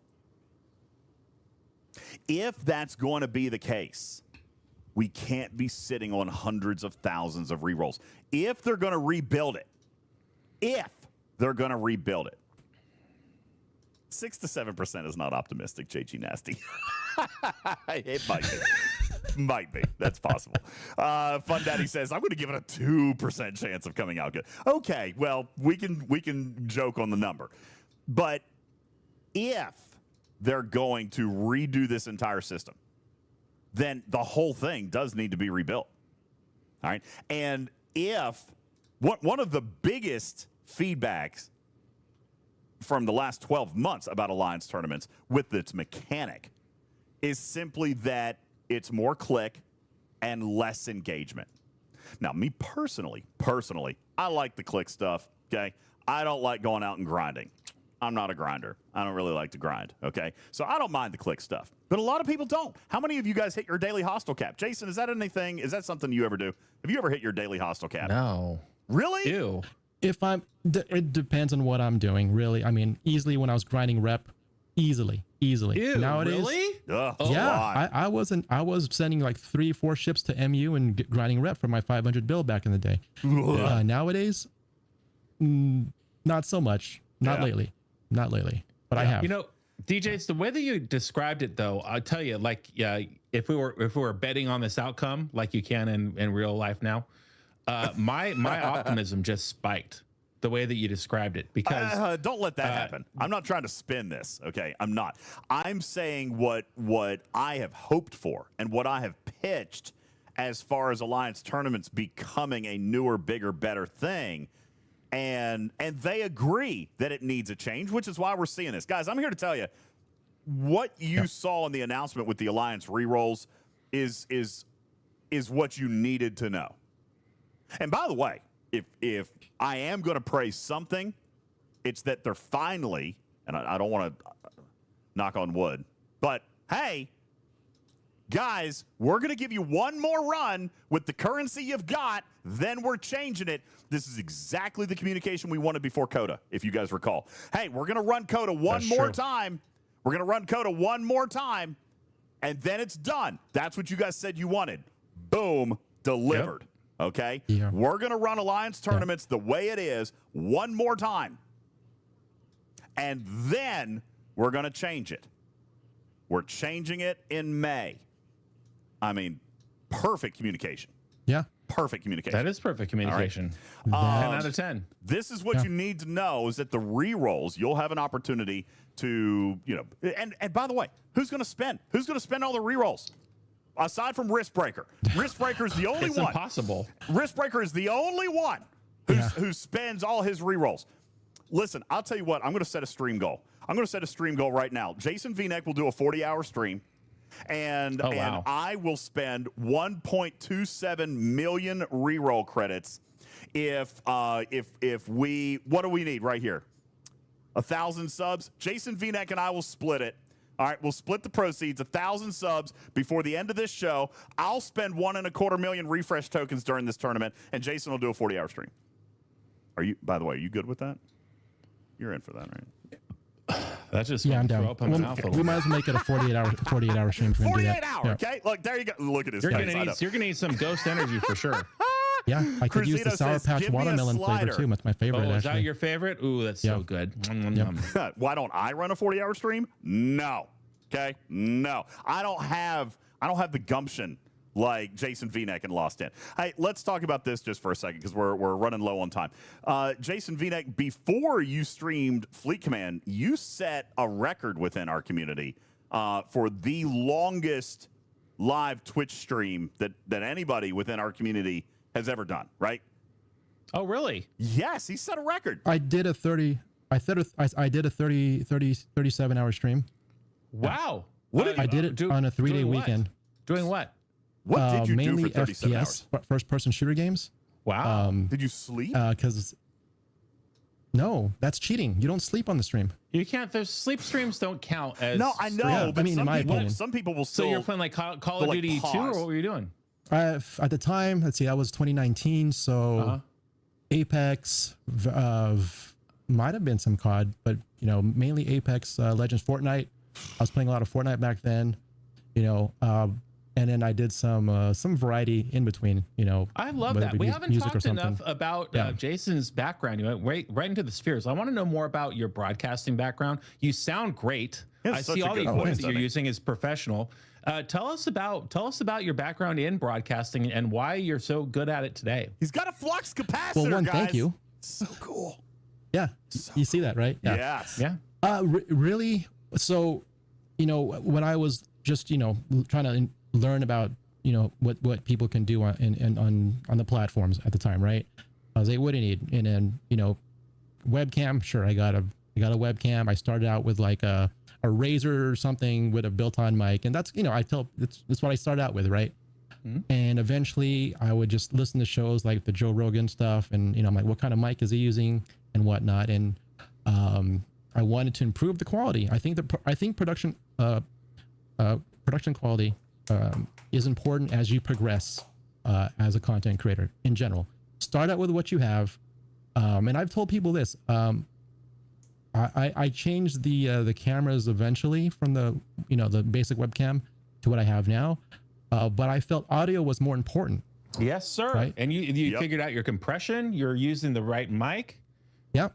Yeah, compression. Having learned how compression, noise gate attenuation, all that stuff. It's I was on YouTube and talking to people left and right for that, and I thought audio was more important than video, but having both is great. Right? I agree completely. Yeah. Yeah, and I looked around, and there was the RE320, and then there was the SM7B. Overkill. Nerd. Listen, here's overkill. I love it. I love it because we feel the exact same way. I mean, production is very, very important to us. From the on-screen graphics to clarity of camera to the audio. Listen, Jason probably knows this, and I'm curious about your setup. Do you run everything through a software mixer? Because I'm still too OCD to do that. I still have an off-board hardware mixer that I control all my audio with because I just don't want to do it in software. I like to have buttons. So I'll say this: I eventually my first mixer was Yamaha MXG10U, right? Love yes, it. I have one right here. Boom. Yeah, love it. All the hardware, vocal control, compress highs, lows, compression, gain, all that stuff. Great. I wanted something more diverse for my needs with the dual PC setup, right? So I ended up getting a Go XLR. Okay. Because my research said the preamps in them were good to use without a cloud lifter for this particular microphone. Yeah, they have ceramic preamps in those, which are great. And I had to use a cloud lifter to give the gain needed for this mic on my Yamaha and my Scarlett and my Personas because they didn't have the oomph to run this mic. So yes, sir. Having something with the Go XLR, I like physical faders for each channel. I like having dials to mess when I want to do any reverb or any voice effects. I like having physical buttons and faders. Me personally, I do too. Yes. So love it. Yeah. So you're not processing an Audition or anything software wise? Live? No. Wow. No, no VSTs. All through. It's all EQ'd. Everything. What you hear now is what is live. That's the dying breed, the last man standing. And is Twitch where you first started, or did you dabble in this on the analog side when you worked at Fry's, or what were your beginnings? Officially, 2013 was my first little going live vlogs, whatever. I think it was more vlogging style on Facebook at the time. And then eventually, but it was more like IRL things, right? Okay. I had my little phone. I had a my DJI Osmo, the first one that could hold when phones were smaller and didn't weigh as much. And what happened was my friends in late 2017, early 2018 were like, why don't you just play these games on Twitch? And that's what happened. What kind of IRL stuff did you do? Because that's something that I'm falling in love with right now. I love going out. You're doing great with that, by the way. Thank you so much. It's so cool. I don't know. Cool might not be the right word, but it is. It's exhilarating to get out and do stuff like this because it's show everyone what a terrible navigator you are. Sure, fine, whatever. But no, just to get outside of the studio and do something in the real world, whatever. I mean, the possibilities are endless. I mean, it's endless. It's cool. I've had a great time out there doing that. What was some of the stuff that you had done? What are some of the things that you remember about your IRL stuff that you did that stand out to you? I tried to see if I could do the whole foodie thing, and that didn't work out because that got more expensive to keep, doing that for the food reasons. I wasn't anyone popular, no free stuff, which is fine, right? Yeah. And there was a mix of just hanging out with friends for different events, but I did. Well, obviously there was Comic-Con because I live here, so I tend to go to Comic-Con. Yeah. I would live stream those, and I'd find my things what I have to improve on, like better gimbal, whatever, better audio, what kind of my shotgun mic versus a wireless, all that stuff. But there are some limitations to using a cell phone. There's no bonding of different hotspots involved. You're stuck with a single. Yeah, got what you got. You got what you got. Sometimes too, I wouldn't consider it blogging, but the variety streams back then, I would basically teach people how to stream. I love it. I to this day, I've had people come to me to this day, like literally yesterday, right? asking me about streams of how to get started. What do I need? I'm like, I kind of want to revisit that. I would tell people how to make customized frames for their webcams where you're not stuck with a regular square if they want to make a star or a circle. Mm-hmm. You know, how to do graphics and whatnot. Even though I'm not a graphics guy, I would say, you know, what's the best software solutions? There was OBS, there was Streamlabs OBS, and then there's XSplit and, you know, later Prism and all this other stuff. Just to help people out. And unfortunately, I never went to the YouTube route with posting how-to videos. I just did it live. Dude, YouTube is tough, isn't it? It was fun. Sorry? YouTube is tough. It's the same thing over here that, you know, when we do our content, we end up doing it long form. We can do some podcast stuff, and it turns out great because we've got a very radio-esque style background. Sounds like you do too. But even when we're twitching and we're doing the video component, it's long form, right? So then going around and compressing that for something that is satisfactory to YouTube. It takes me 8 to 10 hours to do a 10-minute video. I hate it so much, which is why we just don't do it anymore. It's not worth the time. Not enough time. Not enough time, and it's not worth it. YouTube doesn't support creators in the same way that the community does. There's no money in it. Zero. None. I mean, it's worth it for helping people, but it's not sustainable is the problem. Yeah. So I agree with you as far as just doing your live stuff, doing live Q&A, AMA, stuff like that, where people can come in and talk to you about their questions. I mean, that's a great format. Hey, you know what? We're going to do AMA today, and you come in and what are your tech questions? I'll demonstrate for you. That's a great format for long form. It makes it so hard to turn that into something YouTube, and it's not worth the time or effort when you can structure it the way that you're obviously structuring it, which is super awesome. And honestly, I think tech is, dude, all the time there's questions. I think that's a brilliant idea, to be honest with you. I think that's fantastic. It was fun. You got to learn a lot. Like there's actually a correlation between, you know, your internet speed to your gear as far as what bit rate you want to stream at. You know, I had to teach people those correlations. Like you have the computer that can do it. You know? Was this during the COVID area that you pivoted into this training, or were you doing this before 2020? Before 2020. Really? So you were way ahead of the game. Wow. Yeah. I only because I was, and I'll tell you what got me into the whole dual PC streaming setup. It was Call of Duty. Yes. Such a hog. And I was a guy that wanted to play the game at high resolution and no dropping of frames, and trying to stream that at high res and still have the frame rates wasn't going to happen back then. Wasn't going to happen. Yeah, it's still really hard to happen. You know, I mean, I invested a lot into this machine, and there are still games that will lag it out. You know, so I used to do the two setup, and then I went to one PC setup. But there are still I could not play any game on the face of the earth right now. Yeah, it wouldn't work. Some games are just so resource intensive. So well, that's very, very cool. Well, now we know. Now we know all about Jason Vneck's background. That's fantastic. There you go. Meanwhile, the people figuring out how to do things. Meanwhile, nothing wrong with that. Chat is still just absolutely heated debate going on about Alliance tournaments. So here's the deal, guys. I see what you're writing, Waffly. Obviously, this is what I'm going to say. We need to see it. Right? They gave the right communication, which is we're discontinuing a currency. Okay? And Perfect. That is where we need to leave it at this particular point. What else is going to change? I don't know.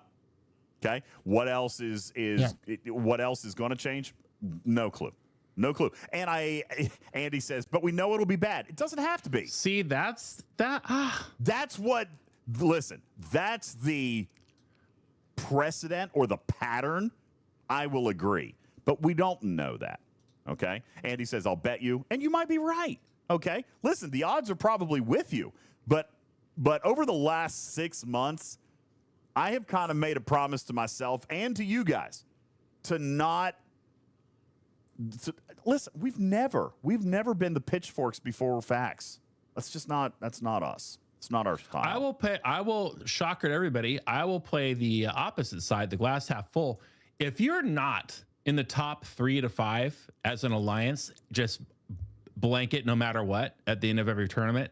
If you're on the bubble of being relegated, this probably is going to play to your favor, because it sounds like from the ideas that we have postulated that this is going to be one feature and benefit of this change is I bet you it's going to even the playing field quite a bit, and it's probably going to reward whole alliance participation more than the previous iteration. I think that's the goal. Would assume. I think the goal is more team play, and I think the goal is more engagement.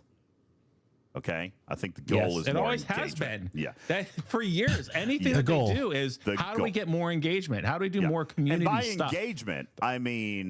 by engagement, I mean like playing the game, not just clicking things. Okay. Yeah. Participation. Now Andy says we want more solo play. I love that you want more solo play. Personally, I like solo play as well. All right.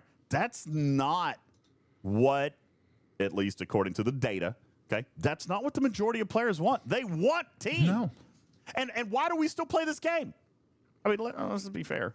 If it were solo, this game was originally essentially a solo-based game, and it's completely evolved from 2018 and the plans that they had. Completely turned on its head. This game has only survived because of community. It is absolutely 1,000%. No surprise to me in any frame of mind why they're focusing on community-based events. Okay, that's exactly what they should be chasing, because that's what has kept their game alive. All right, and I bet the funny thing is, if you were to ask Mr. Scopely, of all of the games in their current portfolio, what is one of the best at alliance and teamwork and community engagement involvement? It would have to be our game. It would have to be. As far as community building, for sure. And yes. Cruzito takes exception with the comment. We were talking about this with Maverick tasks, and then we got the pitchforks. Why? Maverick tasks are effing great. Okay? They are great. Why Cruzito doesn't like them? No. Cruzito is supporting Maverick against the person. Hold on, I just lost the chat. Yeah, Marsport says we speculated about Mavericks. Here we are with pitchforks. No, bro. Mavericks is probably some of the best content that's come out. All right. Absolutely. Maverick is phenomenal. Okay. I love how that model works. I love it. You know what? You've heard from me on Maverick. Jason, what do you think about the Maverick, about the whole Maverick track? The task, the sphere, the interaction with that, the alliance stuff, the keys, the store. Tell me what's your spot on this thing? My spot is one, me personally, speaking for myself, I actually like the layout of the tasks where you get to solo and then you have the alliance ones. I think it's great. I can see that there's a struggle sometimes with, the alliance as a whole getting those done, but I think I look at it as an opportunity. Let's reach out to our alliance mates and see what they need help on. It kind of forces a little bit more engagement within our alliances. But I'm only speaking for my alliance, right? I know some people have alliances where if everything's all dependent and no one does anything, then they're screwed. Yeah, they're screwed. I get that. I do like that though. I like what we have with it. I've been fortunate enough to get by and figure what I need to do for at least my solo stuff. I like that in general, the Maverick tasks. As far as the store goes, I'm okay with the store. I think there's stuff there that, some people might think this might only benefit G7 or not. There's always going to be that thing, right? But if I look at the core of it, regardless if you have the sphere or not, I look at these things as doable, and I'm okay with it. It's another store. It's another thing to do, but it's very doable in my opinion, and I'm okay with it. I'm okay with it. Yeah. We've spent a lot of time analyzing the math on what tasks are necessary and even the partial progression. Spock says Maverick is good if you're in a top alliance. See, we have spent dozens of hours countering that argument, Spock. All right. Is it excessively good if you're in a top alliance? Sure. Look how much stuff I'm pulling. Okay. Not everybody can do this. I totally get that. All right. But what we're saying is that it's not bad if you're not in a top alliance. Yeah, this is very sustainable. If your alliance can even hit milestone 3 and milestone 4 of some of these tasks, it is sustainable. It only gets better from there. But, you know, yeah, it's tough. And I agree, Luna, not everybody is Ops 55 plus. We're obviously talking about new content in the game. The mid-ops experience is a different conversation that we're not having today. But we have spent time covering that too. But for Ops 55 players, the Maverick, the new content of the Maverick track, the Maverick tasks, Cruzito even wonders if Maverick has been a little bit of a testing ground for what Alliance tournaments could come into. I don't know how that tech would work, Cruzito. To be perfectly honest with you, I don't think they can do Alliance tournament, Alliance tasks on a tournament level. I think that's why we got Maverick. So I'm not 1,000% sure that tournaments would support that. Would be kind of cool if they did, though, to be honest with you. But I don't know if that tech actually exists. But I do think that you're right in which, you know, they're kind of tinkering with some of the stuff, and Maverick landed really well. Marsport says that you were worried about Mavericks before it launched, that the accountant would ruin it. Well, you're right. You're right, because it's the same thing as what Chad has been saying, which is why I feel like I'm taking a step back. I feel like Maverick gave them one step of redemption. Just one, okay? Listen, Maverick came out pretty daggone good, so I'm going to give them benefit of the doubt on one extra chance, right? I mean, if we had 5 bad features in a row, fine. I'm not going to be all rosy and positive about the next one. But Maverick came out. But that's not the trend. The trend is positive. The most recent one came out okay. Listen, right up before that, I mean, even you, Griffin, have been so frustrated with Billy from accounting, and I don't disagree. Well, yeah, because he's an idiot. He is. Billy's an idiot. Okay, he is an idiot. But what came out with Maverick is mathematically sound and has partial progression elements built in it, which I think, honestly, that's the most confusing piece of this, Jason, is players, especially advanced players within our communities, they are completionists. Have you found that as you've been teaching people about Maverick, that it has been a hurdle for you as an educator to explain that this mechanic might be the first one ever, okay, but that this mechanic actually rewards partial progression? Like, you don't have to do all the milestones. Bud says Maverick sucks. Why? Because you can't finish it? You only have to do 2 or 3, and then it actually gets sustainable, right? What's been your community's reaction to that, Jason, this partial progression methodology? There was a bit of completionists in people, the ones I've spoken to. I have had to deal with some people where they just don't want to do it because they've not fully understood the partial progression there, where they just won't do it. They'll say, do that, whatever. I think that's been my struggle with some, just to get them to even look at it and do it, try it, right? Perfect example was the new Conqueror armadas, right? That was a thing when that first came out. So just getting to try to get people to realize, maybe not do your standard stuff, try this, and see how that works for you. So there's been an issue with effort and doing these in general, and that's a mix of maybe not understanding the idea or mechanic behind this, but it has been an issue, DJz. It really has. Yeah. It's a new step for Scopely. The education may not have been sufficient enough. It rarely is, but I feel like we've done everything we could do, even within our communities, and our communities are not fully getting it either. Yeah, Riskbreaker says partial progression is literally blowing minds. They'll complete the aggregation solo, and I told them just 3 milestones for the Armada solo task is more than the aggregation solo, and it is. You're right. The math is kind of pretty on this. I ain't gonna lie. All right, I just, like, there's no hiding it. The math is kind of beautiful on this thing. The priority of tasks that you should be focused on. That's why, like, for example, in my Maverick task right here, I was just showing this here just a minute ago. I I have the key. I have the key, but I'm not running aggregation hunt. Not a chance in hell. Okay? Just, no, not doing it. I'm not doing it. All right? I am going to, because it's not worth the effort. The time, the time that I would have to put in is not worth the reward that I would get out. Lord of Chaos says it right. I'm not doing 600 aggregation. I'm not doing it. Andy said it's only 400. Don't care. Not doing it. All right?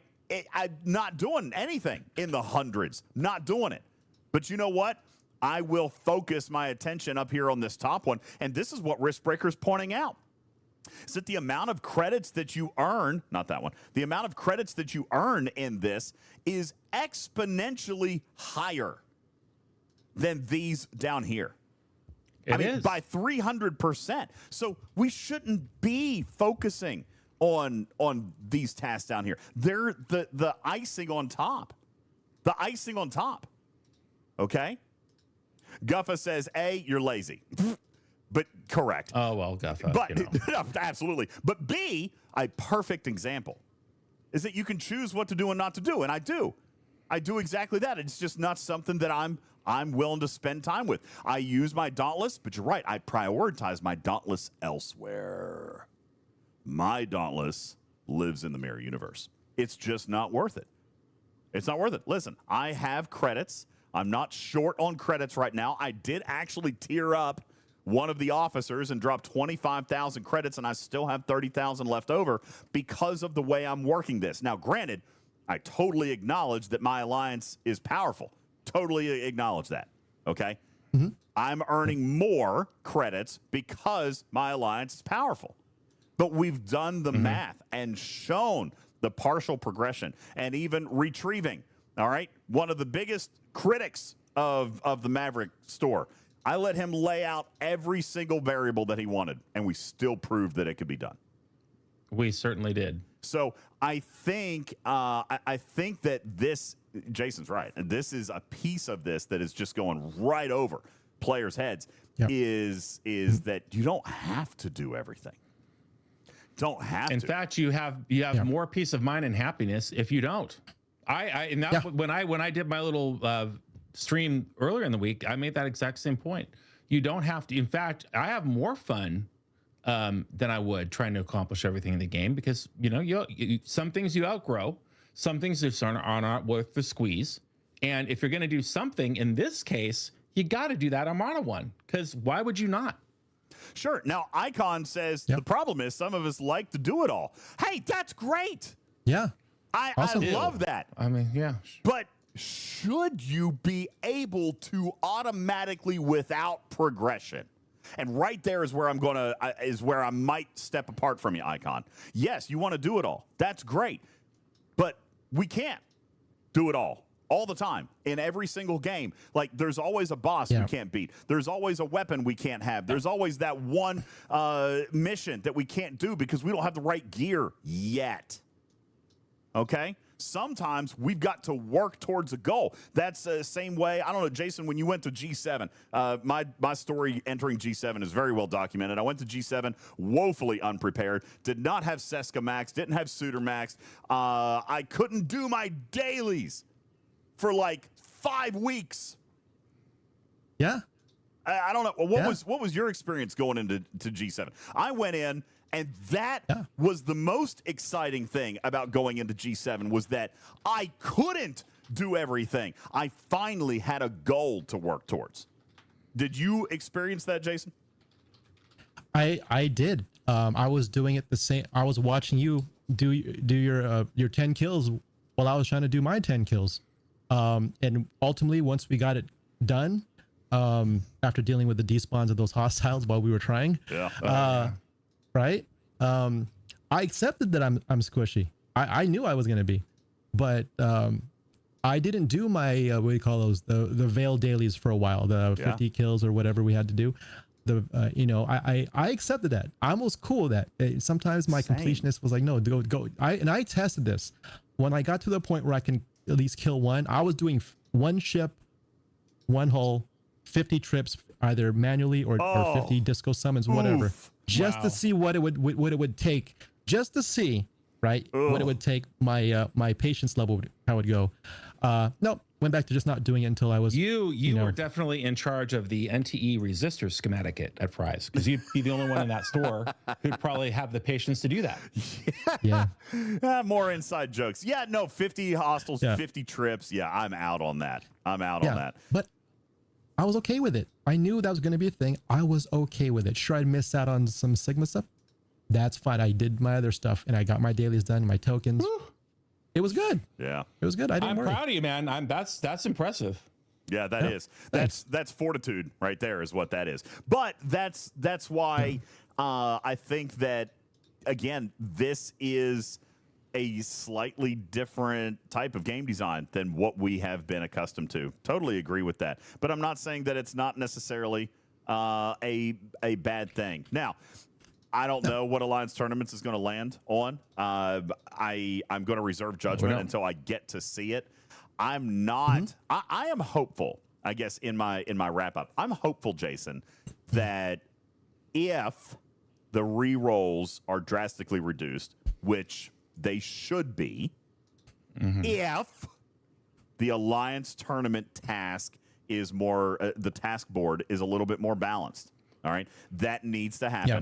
There needs to be, I agree, engagement style tasks. Clicker tasks can happen. All right, I like clicker tasks. That can happen, but we should not be clicking rerolls 50, 60, 70 times just to get our clicker tasks. All right, it should be it should be more of, this is my selection. All right, and what is going to be most for me? Right? What is going to be the most valuable to me? What out of this set of options, out of these 20 tasks, what is going to be the best for me? Voltron says all tasks need to pay store loot. Yes. I would agree. All tasks need to pay rerolls. Yes. All tasks need to pay everything in proportion, in scale. Okay? All tasks need to pay everything in scale. Okay? I totally agree with that. But DJ, that's a really good point, because you've also said, hey, this is a good opportunity for them to maybe make this a catch-up mechanic for people coming through the game now, you know. And if you're going to do that, you've got to have some sort of guaranteed minimum rewards, right? Like, if we look at this and say, if this could replace what we were calling a old school event store month, right? Like, we used to calculate, like, this is the minimum that you could get with perfect participation, and then it goes up from there, right? So we need to have, everybody needs to be able to score and get significant loot. Well, I completely disagree with you, DJz, as always. The definition of significant putts, we'll get to you here in a second, Matters. The definition of significant putts is going to vary. Do I think that it's going to stay the same as what it has always been? Not if we want the store to be updated. And therein lies the rub, right, Jason? If we want newer, better, and higher valued items in the store, then we are not going to earn as much currency. Okay? I mean, we are not going to max out 20 or 15 even bundles every single month if we want high valued items in there. All right? If we want the store to become newer, fresher, and better, it is going to scale with loot. Period. Hard stop.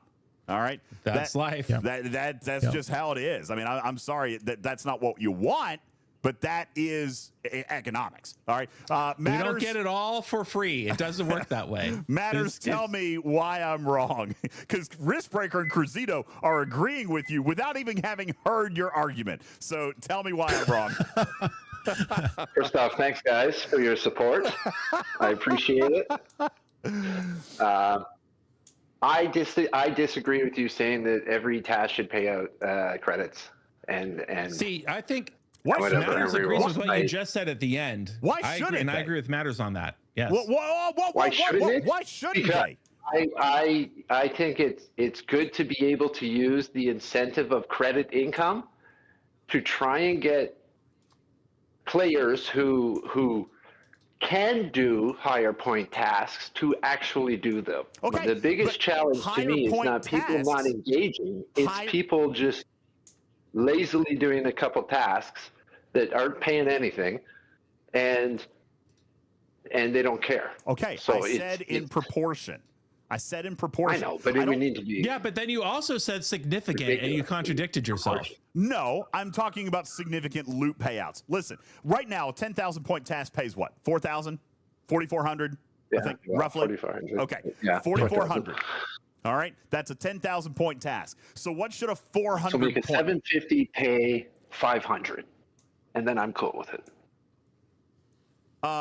Let's see, a 10,000 pays 4,400. So what should a 2,000 pay? 880. Okay. 2,000. What should a seven? No, not 2,000. What should what should a 750 point task pay? 400. Like 400, 400, Okay. 500, Okay. maybe less. I'm good with that. I'm good with that. Okay, That that's is fine. proportionate. And you will solve that problem, Matters, because people will still chase the higher value task because it pays more. But we They are just can't talking re-roll about their way to Stokely. doing So 3 if- of them a if day, they were and that's to- the point. If they were to do that and add those credits to those lower point tasks, the 10,000 point tasks are now going to pay 3,800 instead of 4,400. What? So if that's fine, that's what it's Scopely. If they're going to add something, they're going to take it from somewhere else. Every time. They always do. I think they're whether already they doing tell it. us about it or not, or whether we realize it when it happens or not. Okay. And if they don't take it from the higher point task, they're going to take it from something else later that we don't even know about that would have paid more. Shelby, Sounds like Billy. You know what? Shelby's on board. Shelby says, hey, take rerolls out of it completely. Complete the board should be the Alliance challenge, and then there should be a bonus for That's completing what the board. I said. Yes. Just get the same board and just go roll it out. Okay? And then maybe if you complete your board, then maybe you get even better ones on the next board. Okay, there you go. Listen, guys, we don't know. Okay, and that's what I'm No, we saying. don't. We don't know. This reroll thing, I think, is step one.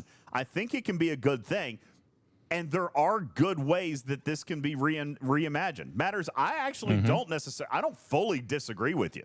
Okay, I think. I know you never fully do. I think you disagreeing with me was a little strong because we kind of said the same thing. Yeah, okay. It So should I be in don't proportion. fully disagree with you either. But like my concern is that we need to be so disproportionately small for those low point tasks that it's not even worth doing. Otherwise, I feel like we're gonna lose it somewhere else. Well, that is possible. That's possible, and we're gonna have to see. And they'll just say, "Well, we gave you what you asked for. You should all be happy." Well, that could happen too, and that's why, you know, Waffly, I don't want to come out here and say I'm defending anything. I'm not defending anything. I'm saying we haven't seen it yet. All right, and if you had asked me, even 6 months ago, is the Alliance tournament reroll system working like it should be? The answer would be no. All right, the answer would be no. Yeah. They have to change something with this. Now, this is an opportunity for them to change everything. And should it be good? Hopefully. Okay, I hope it can be. But listen, the Alliance tournament reroll system is not working. Okay, it's just not. All right, but hopefully we'll see what they've come up with, and hopefully it's not too monetized. No, I mean, anything's on the table, or it could be a very small change. It'd be nice if they would let us do more than 3 events a day if they're going to take rerolls away. Honestly, I don't disagree with that. I would like to be able to do more. All right. Now, by the way, somebody said, DJz, you contradicted yourself. You said if there was a 300 hostile task, you wouldn't do it. You're right. I wouldn't do it. I would pick something else because, like I said, I personally don't mind clicker tasks. Okay. But in no scenario, under no game design, should anybody be sitting on 1 million reroll currency. That system is broken. All right? It's broken. Fun Daddy says it's not working for Scopely. It doesn't hurt players. Here's what's going to happen. You're right, Fun Daddy. You're right. Except, what do players want to happen with Alliance tournaments? Do we want it to stay the same as it is right now forever? Now, answer that question carefully. Jason, let me ask you. Do we want Alliance tournaments to stay the same forever? Me personally, no. I would like some changes, some updates to it. What they are, don't know. Keyword. I would like some changes. Yeah, keyword. What is maybe 1%? Okay, maybe it is 1%. All right, in fairness. But what are those 1% that will become 10% in a couple of months, that will become 20% in 6 months, that will eventually become 100%? What is the complaint going to be? About the store. The store. Yep. Yeah. Zach, you got it. We need new rewards. Yep. Guys, here you go. When does Scopely Bingo, here come the new rewards. Yeah, here come the new rewards with the new mechanic. When do we ever... Guys, they have retired event stores. Okay? They've retired the event stores. They're never coming back. Okay? Even the Ferengi store is now more limited. The Alliance Tournament store is the most like the event store that we've ever had. They are going to re-innovate this stuff. And honestly, they do have that right. All right? Mm-hmm. If we want new rewards, it is going to come with new mechanics. Always.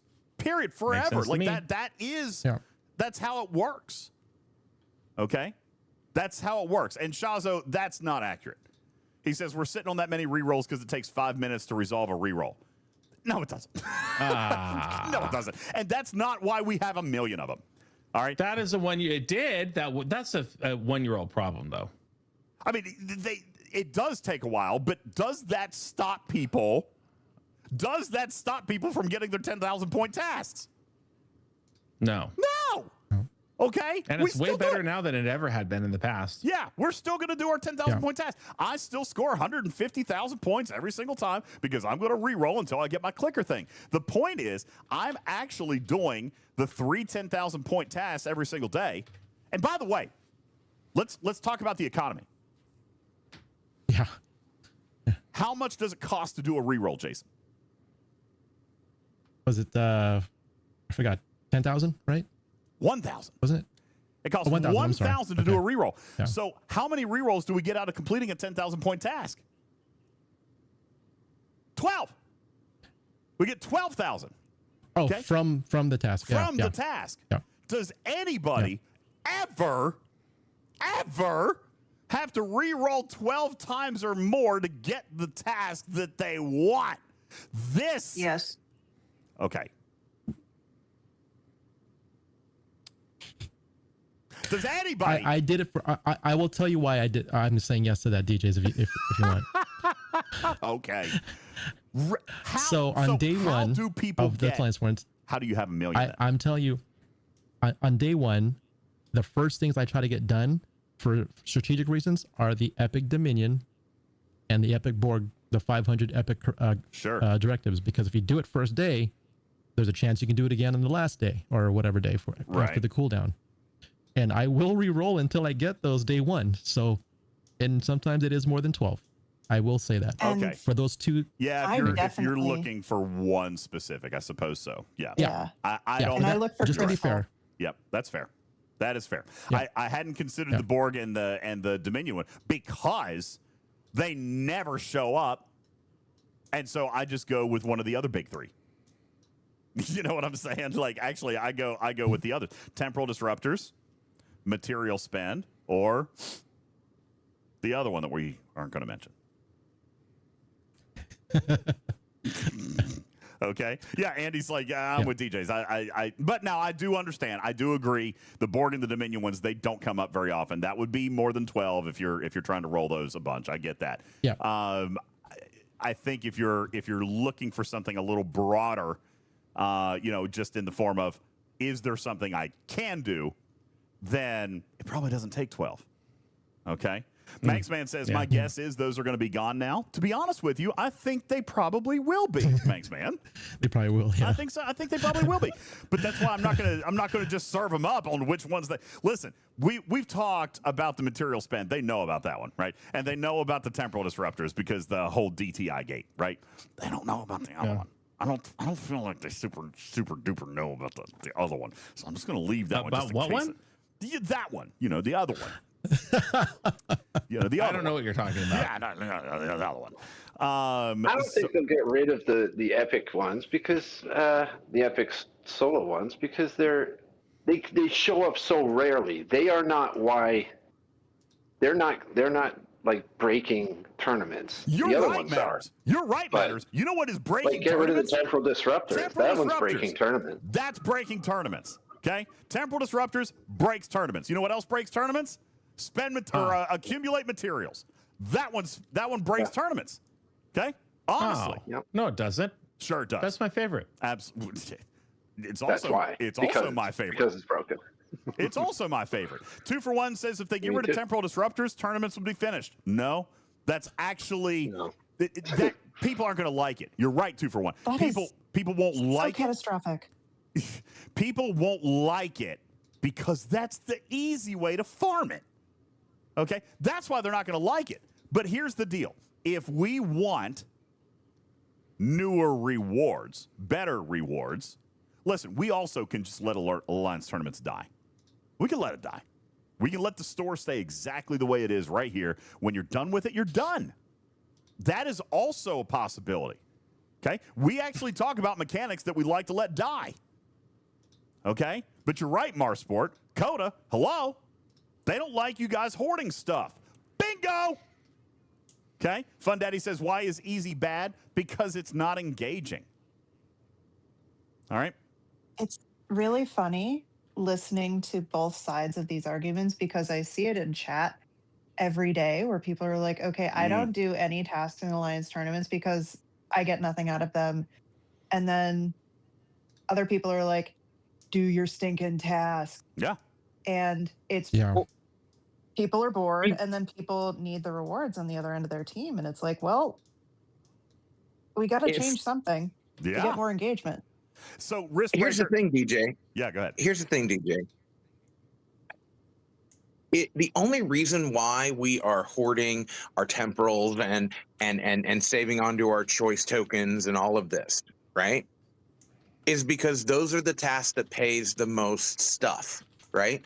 If they would put out tasks that were grindy, that were, hey, go kill this many of this, go kill this many of that, that wasn't necessarily just put down, go buy a pack, that paid the same amount, then a lot of people wouldn't necessarily be like, oh, I want to, they would do that in their normal gameplay.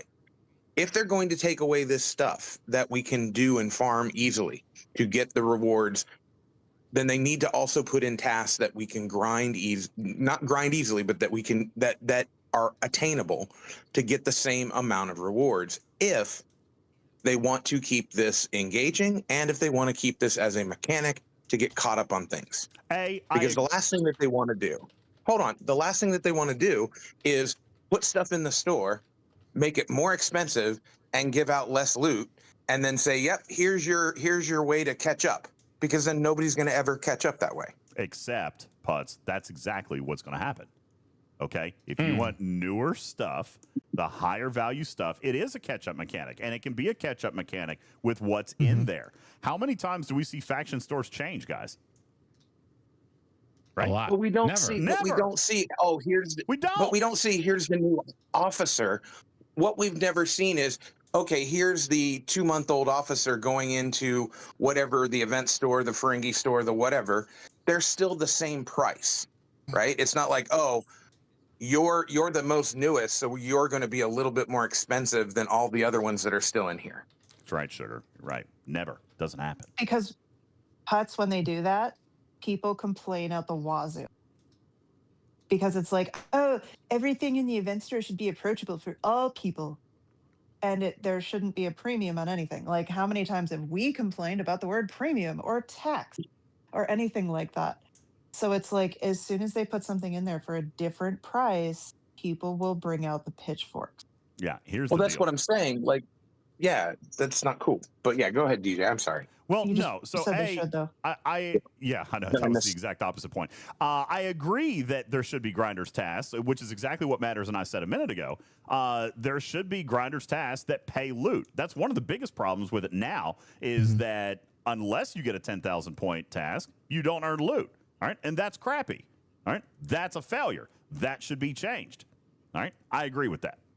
But listen, it's not going to get easier and it's not going to remain as easy for new premium content, period. If that's what you're wanting, it's not what's going to be delivered, okay? If we want the store to be updated and people like Sugar Red and Cruzito and Riskbreaker and Shelby and K9 Tooth saying, listen, we're nearly done with this store already. I'm done with this feature, okay? Done with it.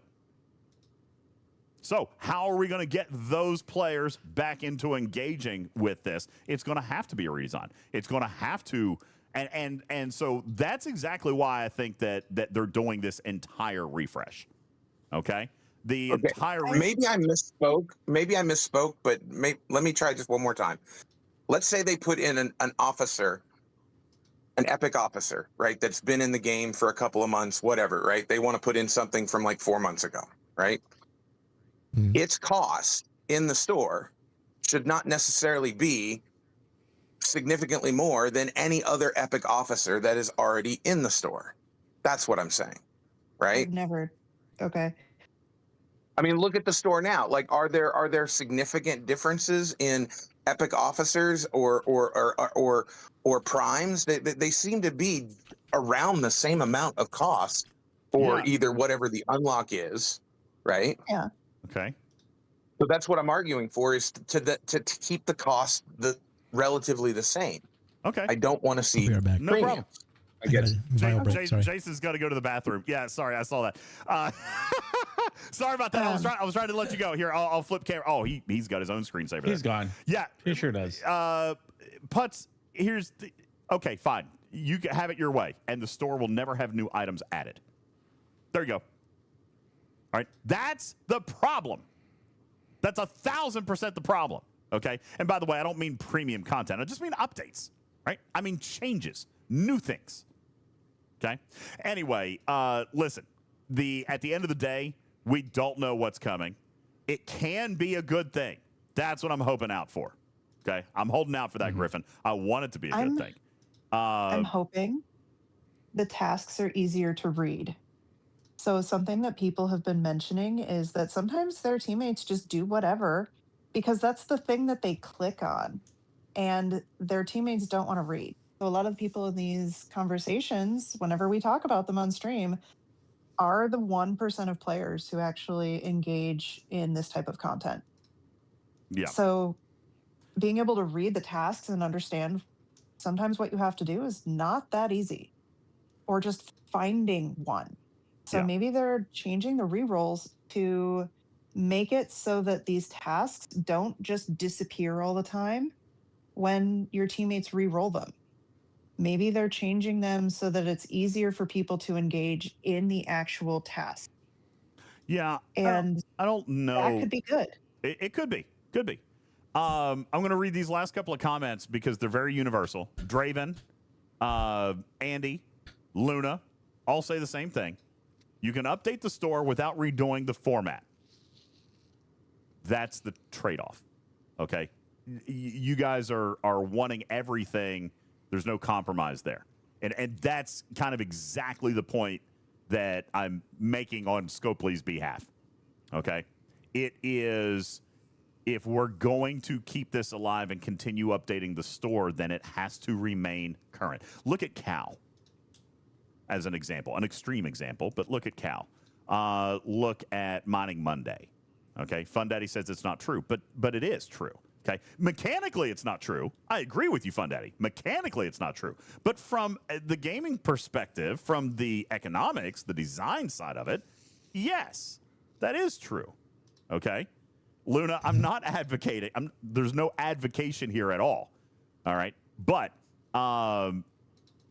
what I'm saying, I guess, and you can hear it. I guess whatever, it doesn't matter. All details are subject to change. There you go. Yeah. I had a question for you guys, if you don't mind. Yeah. So, do you think part of the problem is kind of what happened with the leftover currency? So, I thought a long time ago, maybe after the second or third Alliance tournament, wasn't there something that says you're not guaranteed this currency is going to carry over to the next one? Wasn't that a thing a long time ago? Yeah, they're gonna cancel everything that you had and just start over every month. Yes. Yeah. Oh yeah. And then they ended up just letting us keeping it, right? It never happened. Yeah. So they that didn't became even part of say the that problem. it's not guaranteed. They said specifically it will not carry over. They did. It will not carry over. But you remember the ever. posting about that, though? Yeah, right. And it did. Yeah. Yeah. Mm-hmm. Yeah. And we ended up keeping it. And then what happened? A lot of us finished that store a lot quicker than maybe it was You're intended. Right. I don't know. Yeah. That could be 1,000%. Right? Yeah, 1,000%. Yeah, So- no, you're 1,000% right, and that's why it's going to happen. You know, I mean, it's, you know, again, you guys can. This is why I knew I was going to be in the doghouse today. It's a hot topic, and you know, a lot of times we want what we want, and we're not willing to look at another perspective, the business perspective, for example. Cruzito says, guys, bottom line is they got to be in the green. They're not going to go into the red, or everything just shuts down. And you're not wrong, okay? So if they're going to come up with a way, if they're going to spend, first of all, I can tell you this. If they're going to spend time redesigning it, there will be a monetization factor to it, period. Okay? Yeah. I mean, period. If they're not twiddling their thumbs on Sunday and like, what can we do on our day off? Yeah, for sure. No, if they're redesigning this, there will be a method of monetization to it, okay? I don't think that anybody should be surprised by that. However, Yeah. monetization is not evil, okay? Monetization is not evil. It depends on the rest of the mechanic. And there are good ways to build a mechanic. There are good ways to build even monetization. All right. So you've got to find a balance there. And what I'm saying, which is what you guys are taking exception with, all right, is that Scopely, as Waffly says, Scopely can do what we want. They just won't. You're right. They won't. Okay, they're not going to update new stuff in the store and put new high-value items in there while the system is still, in their mind, broken.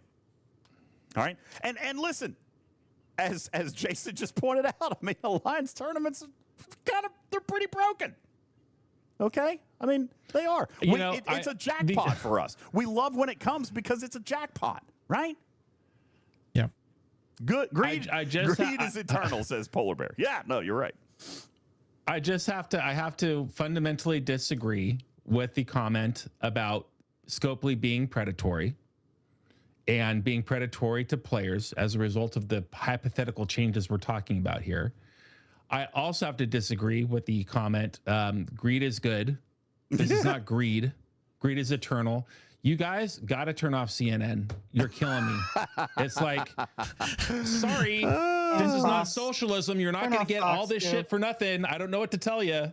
Yeah. I mean, it's literally mechanics of the game, and every game works this way that's monetized. Yeah, I don't know what to say. Mark actually has the thing spot on, and this is kind of the point that I've been making for an hour. And hopefully they do. They probably won't. I don't know. Mark says, how about they release new exciting content that works and is engaging? People might actually be happy and willing to spend. Okay, that's a great comment. I completely agree with that. 1,000% agree with that. And that's what I'm saying. This has potential. Okay? This has potential if they don't screw it up. B, as long as it works. Okay?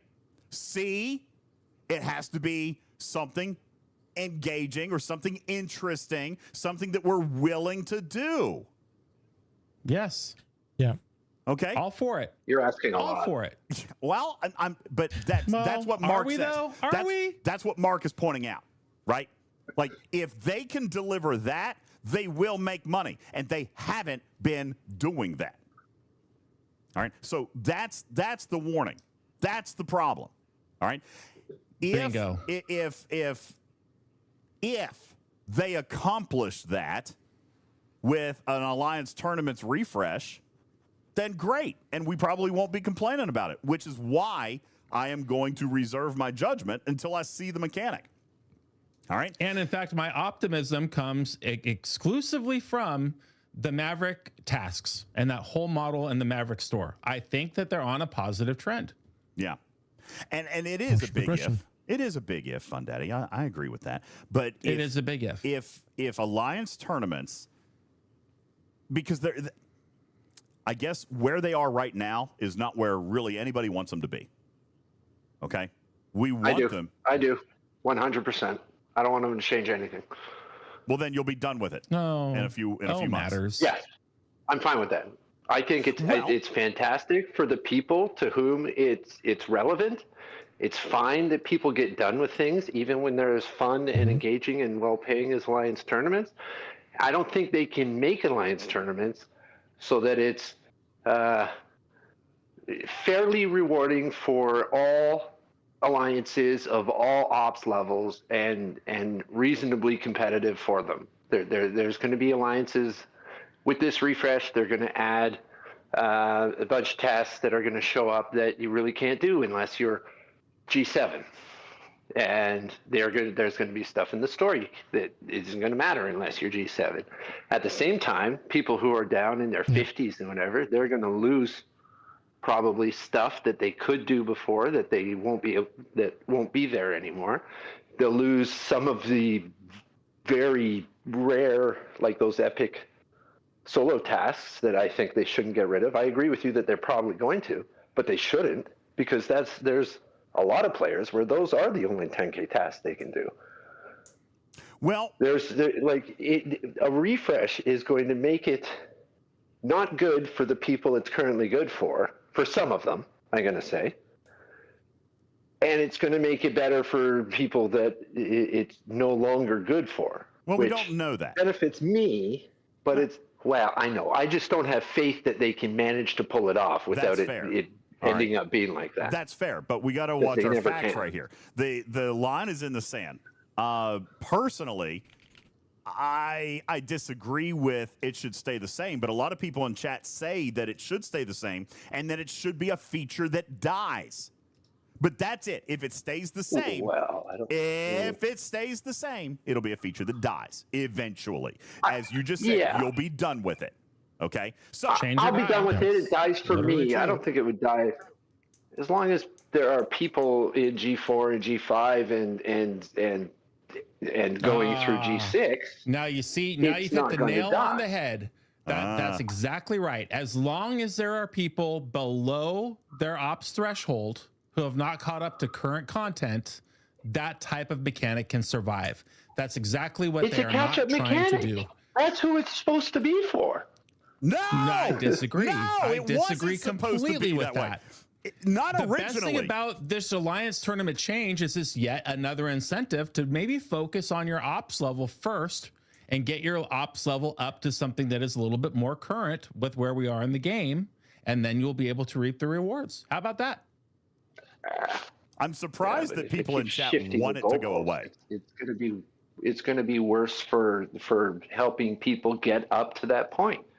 Leave it where it is, and it's yet another thing. But helping matters, people they have the whole mid-ops experience is giving all this away to get people up to 51 and 56 now. Here's another point. Okay, if you have players who stop because you're done with the store, Jason, when you're done with the store, Canine Tooth, when you're done with the store, Matters, when you're done with the store, how successful are your low ops players going to be in an Alliance tournament where their biggest players are done and no longer play?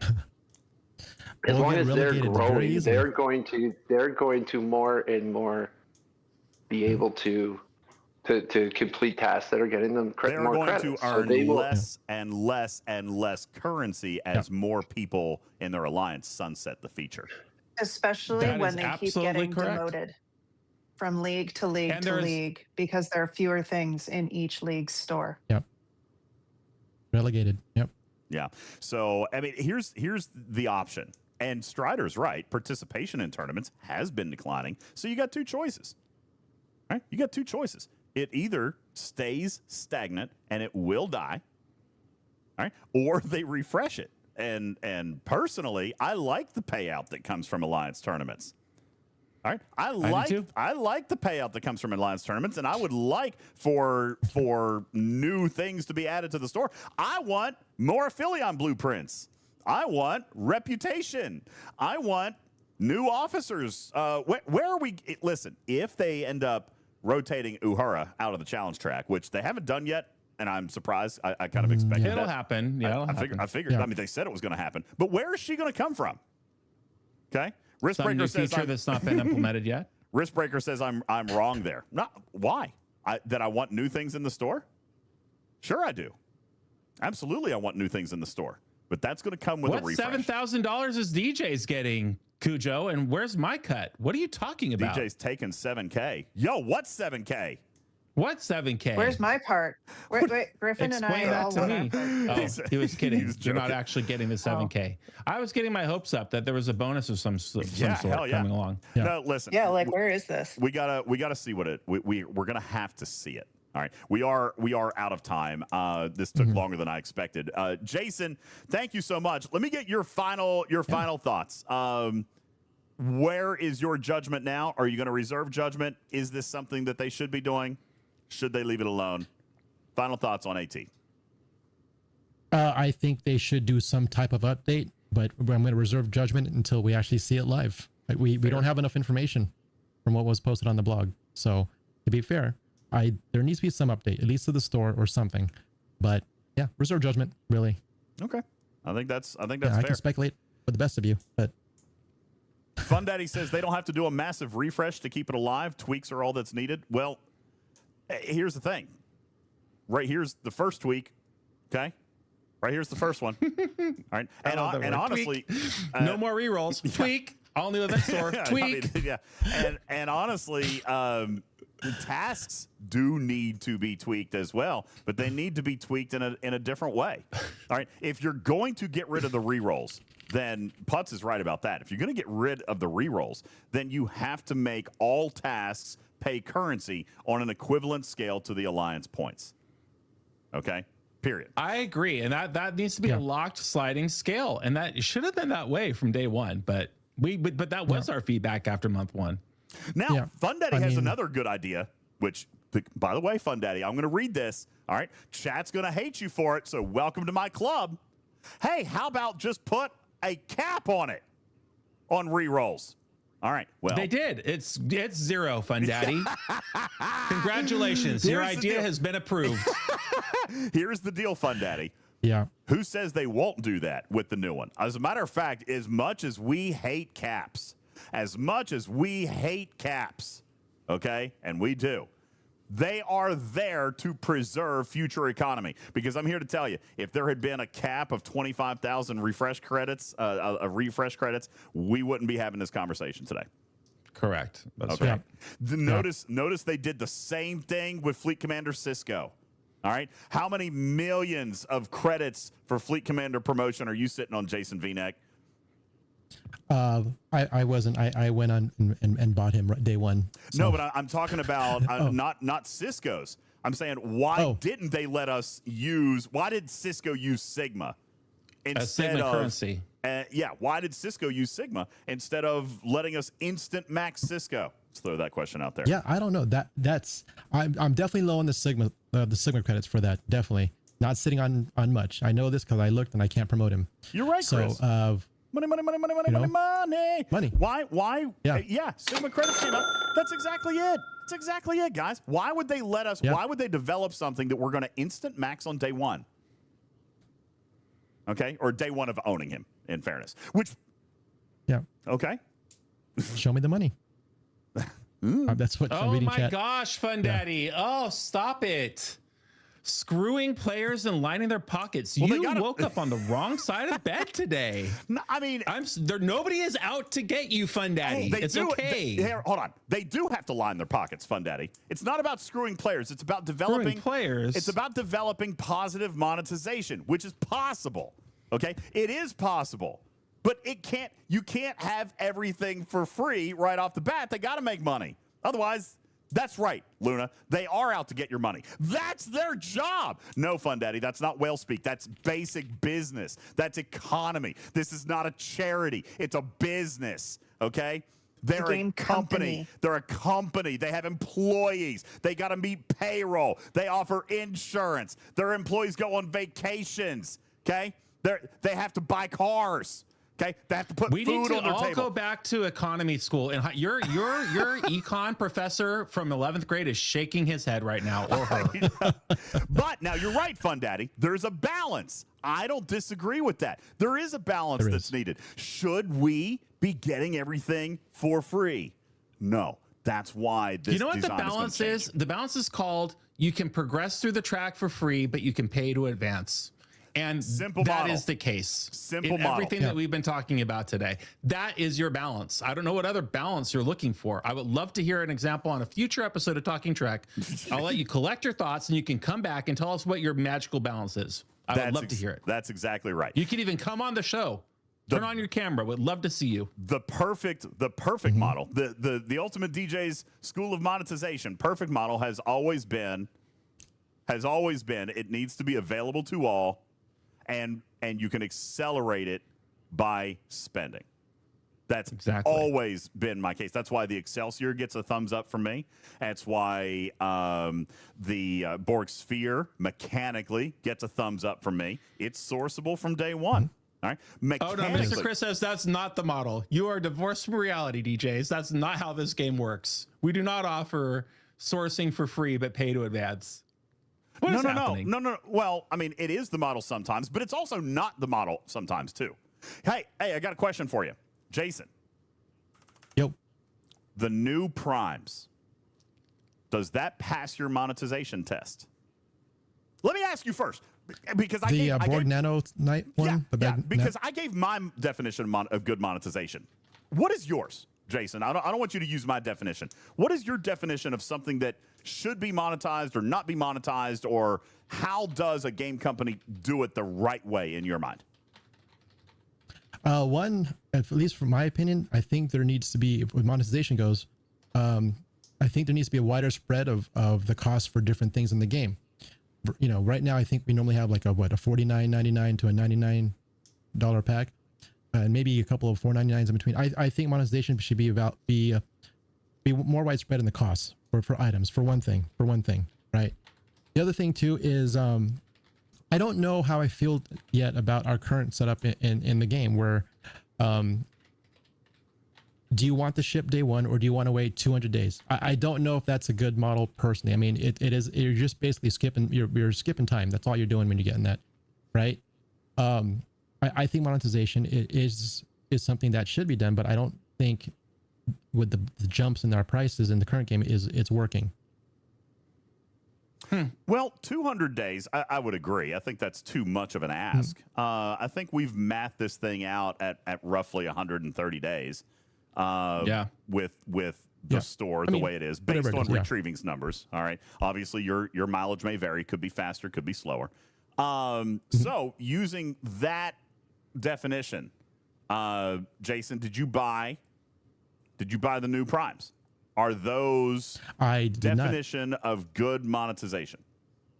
The two new rare G7 rare prime, or all currency prime? Oh, they made a big difference for me. Putz and I mathed it out. We saw like a 25% reduction in G7. I think those are great. I just didn't get it. Why is it great? Why is it great though? And I want Fun Daddy to hear this. He's very frustrated right now. He says, I enjoy you 95%, but you're being a stooge tonight. I think this is where we just disagree in what economics lie within the game. Why is this prime okay? It's an efficiency in G7 where everything's expensive. And efficiencies in general have always been a push for myself to other people. Things are expensive in G7.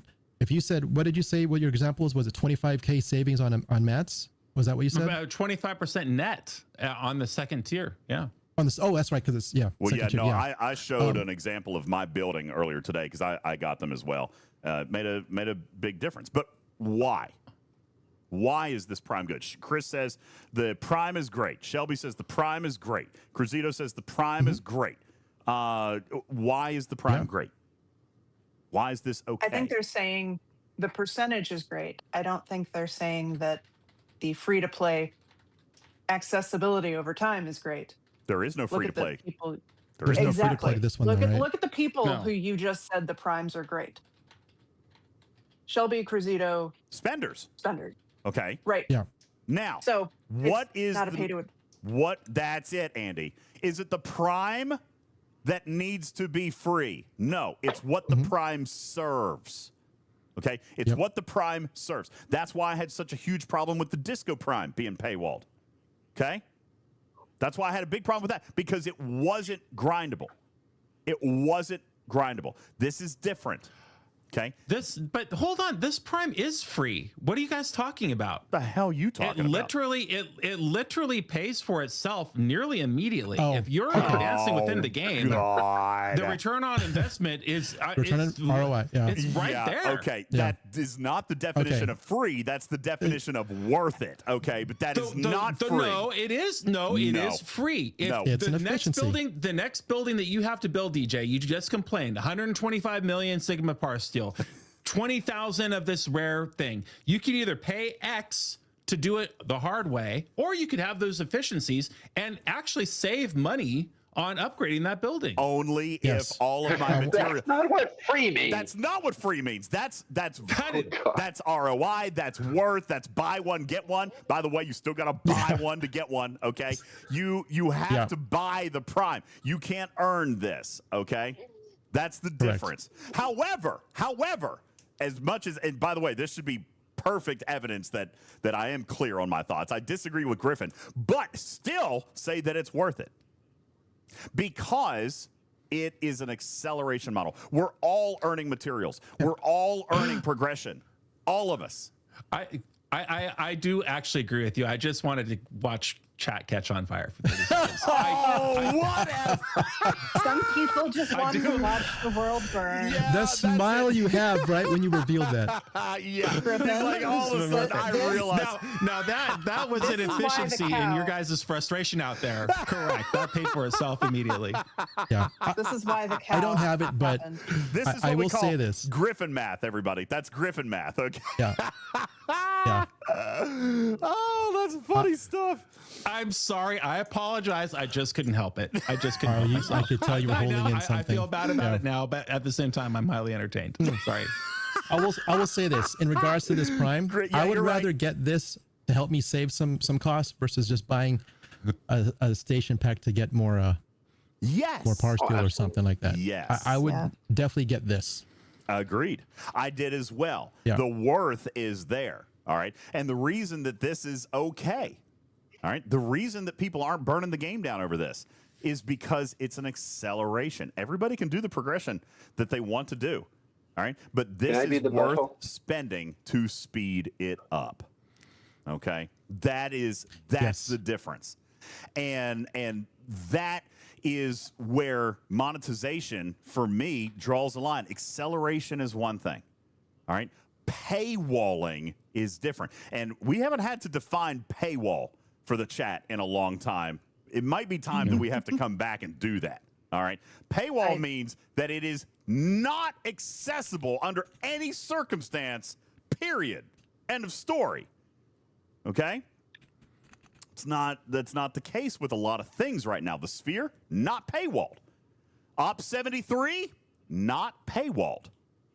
All right. Just slow as hell, but not paywalled. It's not paywalled. It's expensive and slow. Yeah. Can I offer a different point? Counterpoint. All right. So everyone says all the big spenders, like all the people you listed, and yourself. You're not big spender, but you spend. You bought it. I did. Everyone loves it. They say it's a great Prime. I understand your requirements for what makes good monetization, and I see how it fits into that.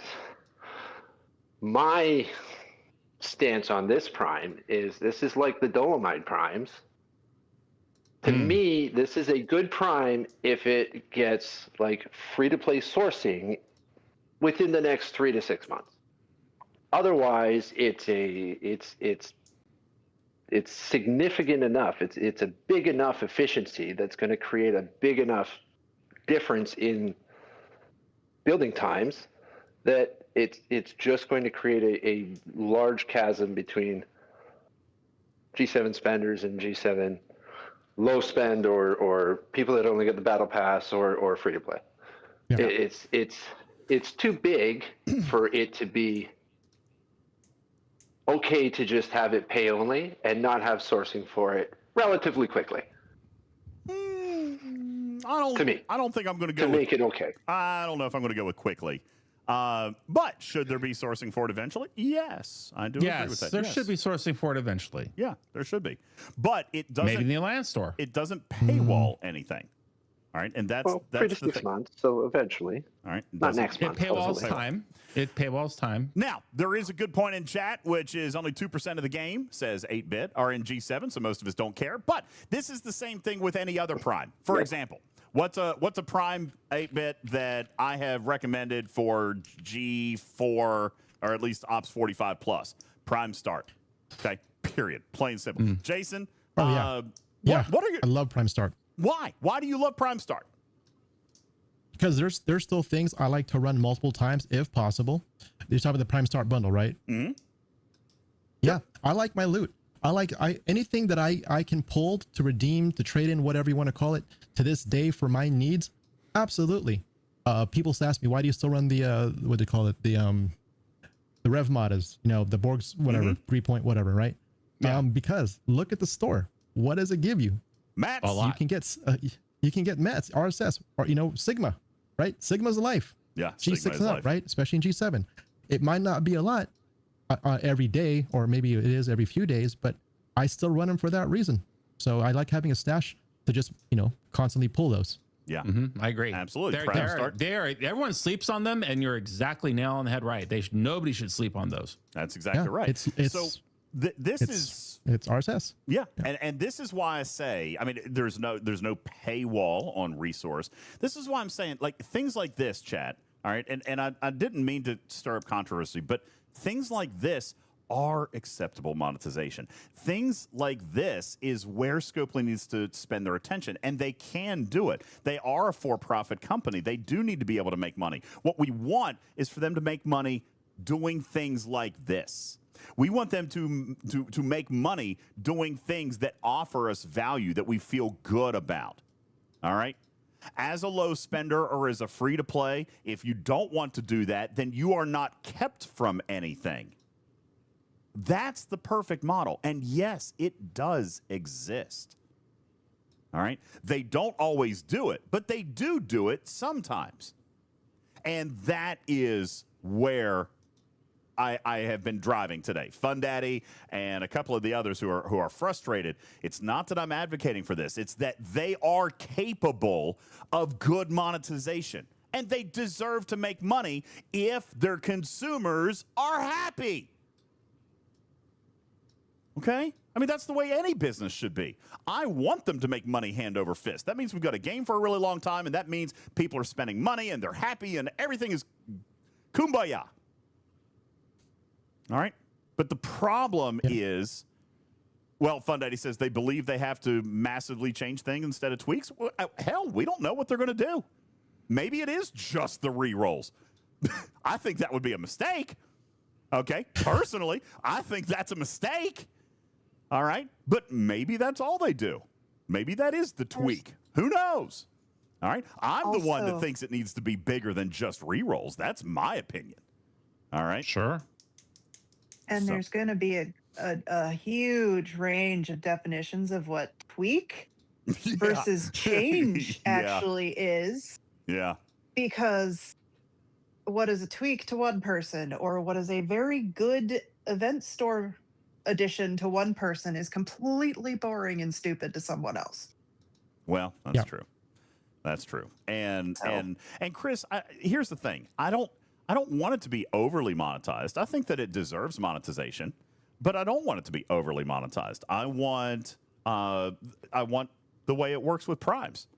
All right. If you spend more, then you get more faster. That's how it simply needs to be. But it does need to be available to all, which is why at the same time, I advocate that all tasks need to have varying numbers of reroll tokens. They need to have varying numbers of store credits. You know, there are tasks that exist in Alliance tournaments right now that don't have any rewards other than Alliance points, which is dumb. That's stupid. Okay? That needs to be kicked out. That's a tweak or a change that needs to happen. All right? So that's why I'm saying I think a lot of that needs to go hand in hand. I don't personally just want a little tweak. I think the system needs to be overhauled to make it better. Or like Lost In says, they should all be changed to have no rewards whatsoever, and you should do it for the damn enjoyment. Period. I like it, Lost In. Thank you. Yeah, and like it. Yeah. Just like G5 scrapping, right? Exactly. Just like G5 scrapping. Listen, have you guys? Is that how you're trying to end right there, DJ? So By the way, yeah, hit the button. I'm going to give you a leak right now. Okay, I'm going to give you a leak right now. Lost In. I heard that you revealed my secrets on the show the other day, and you told everybody that G5 scrapping was going to be instant, and that it was going to pay 500 billion Sigma Trit. And that it was going to recycle the blueprints for the next ship, and it was going to automatically let you like recycle the Latinum to go ahead and max it out again. So it would just be a permanent loop. What I appreciate, though, is that you left me the icing on the cake. All right. I appreciate the fact that that you didn't reveal to them that instead of Alliance refresh tokens going into refresh Alliance tasks, that was actually just going to be redeemed for extra instant G5 scrapping slots. Okay. So what's going to happen is you're going to have 2 over here just absolutely free. Right. And then you're going to be able to spend 1,000 refresh tokens to open a 3rd free scrapper slot. Okay, and it's going to be free. Wow. Yeah, it's going to be free. And get this, guys. You don't even have to max the ship. Yeah, get this. You don't even have to max the ship anymore. If you've just built the G5 and you've tiered it up with the materials for your material spend events to do all that stuff, if you're a G7 player building G5 ships so that you can get tier 3 of a new epic officer in a coda, that's fine. We're going to make it even easier. You don't even have to spend the Latinum to level it up. You just put it in the free scrapper, and it's going to instantly come out, 0 seconds on the clock. It's going to instantly come out, and it's going to include 500 million Sigma Trite. Yeah, so it's going to be fine. You say G5 scrapping will be instant, no need for extra slots. Well, no, what I'm saying is that you'll get, like, with the 2nd slot, it's double payout. And then the 3rd slot is triple payout, okay? So what you're going to do is the first one's going to give 500 million trite, but the second one's going to give a whole billion, okay? Then the 3rd one is going to give 2 billion. It's like multi-tier. It's multi-tier, okay? I'm just throwing that out there. Now that sounds like balance. Okay? Can't wait. It's going to solve all our problems. All right. Ladies and gentlemen, I had every intention of letting Putz announce the winner of March Madness tonight. We got way off the rails and ran out of time, so we'll have to come back to that on Tuesday night. We have to bump Putz. Oh, sorry, Putz. Yeah, this is the second time I've had to bump poor Putz's March Madness. We do have a winner, though. Sorry, but we're out of time. Yeah, not enough time. Listen, we've actually gone 4 hours. Like, that was never intended. This was a podcast. It's only 3 hours. No, it says 3 hours and 50 minutes. Wait, it's only been 3 hours? Well, then we can keep going. Yeah. I'm just kidding. What? What? How does my timer say 3 hours and 50 minutes? Oh, it does. Because you've been on for that long. Oh, yeah. Studio booted up. Yeah, it's only been 2 hours, 53 minutes on chat. Okay. Well, hey, then we're ending right on time. We're ending right on time. I love it. Ladies and gentlemen. So that's how to do this. I am learning. You know what? You're right. I'm gonna need to get some new glasses. I can't even read the clock. I can't even read the clock in my studio. You know what? You're absolutely right. This is why I need to go to !regen and go on over to Regen Gamer Optics to buy myself a new pair of prescription glasses. Griffin left his glasses in Idaho. It's true, I did. They're shipping them to me. It's okay. He left his in Idaho, so you're actually going to have to come down and do the new Regen Gamer Optics prescription goggles. All right. And that way I'll actually be able to read the difference between 3 hours and 2 hours. Can actually do it. So, yeah. Ladies and gentlemen, thank you so very much. Appreciate it. Thank you to our very special guest today, Jason Vneck, has been here on our Content Creator Showcase. Jason, thank you so much. Jason. Appreciate that. Yes. Get eviscerated. I love that. Jason, any final thoughts? Anything you'd like to say to the community before we get ready to wrap up? Over 330 people at our peak here in the live studio audience. We still got 300 right now. Jason Vneck, say hello to your new super friends. Hello, my super friends. Yes, just keep doing the game. Don't give up. Be good to each other. Keep playing the game. Listen to the shows and pass on the good word of what we're sharing. And please find Jason Vneck on Twitch and subscribe to or follow his channel for more amazing information. Right, Jason? Absolutely. Thank you very much. Absolutely. That's absolutely correct. Right there. The shout out is in our chat right now. You guys go ahead and give him a little follow over there if you haven't been doing that. And don't forget, when you see him on there, listen, it would be really, really great if you guys can pop over there, hang out for a little bit. This is where lurks really come in handy, okay? He is on a campaign. And right now, one of the metrics is concurrent viewership. That's one of the Twitch metrics for partner. And we're committed to getting him there. All right, ladies and gentlemen, that is our very special guest and our next creator and super friend our next creator in the Content Creator Showcase, Jason Vneck. Thank you guys so very much. Appreciate you all. My name is UltimatDJz, inviting you to visit our website at TalkingTrekSTFC.com, TalkingTrekSTFC.com for links to all of our other socials, websites, platforms, stores, and so much more. We appreciate you. Tomorrow night, Lego Enterprise bonus stream. We're delivering that tomorrow night, the one that you guys earned last week before I went into the hospital. We'll be doing that. Hopsital. You guys be sure to check that out tomorrow night. We'll see you then. In the meantime, for all of us here at Talking Trek, I'm UltimatDJz saying meow for now. Love you, mean it. Catch you on the next one. Good night, everybody.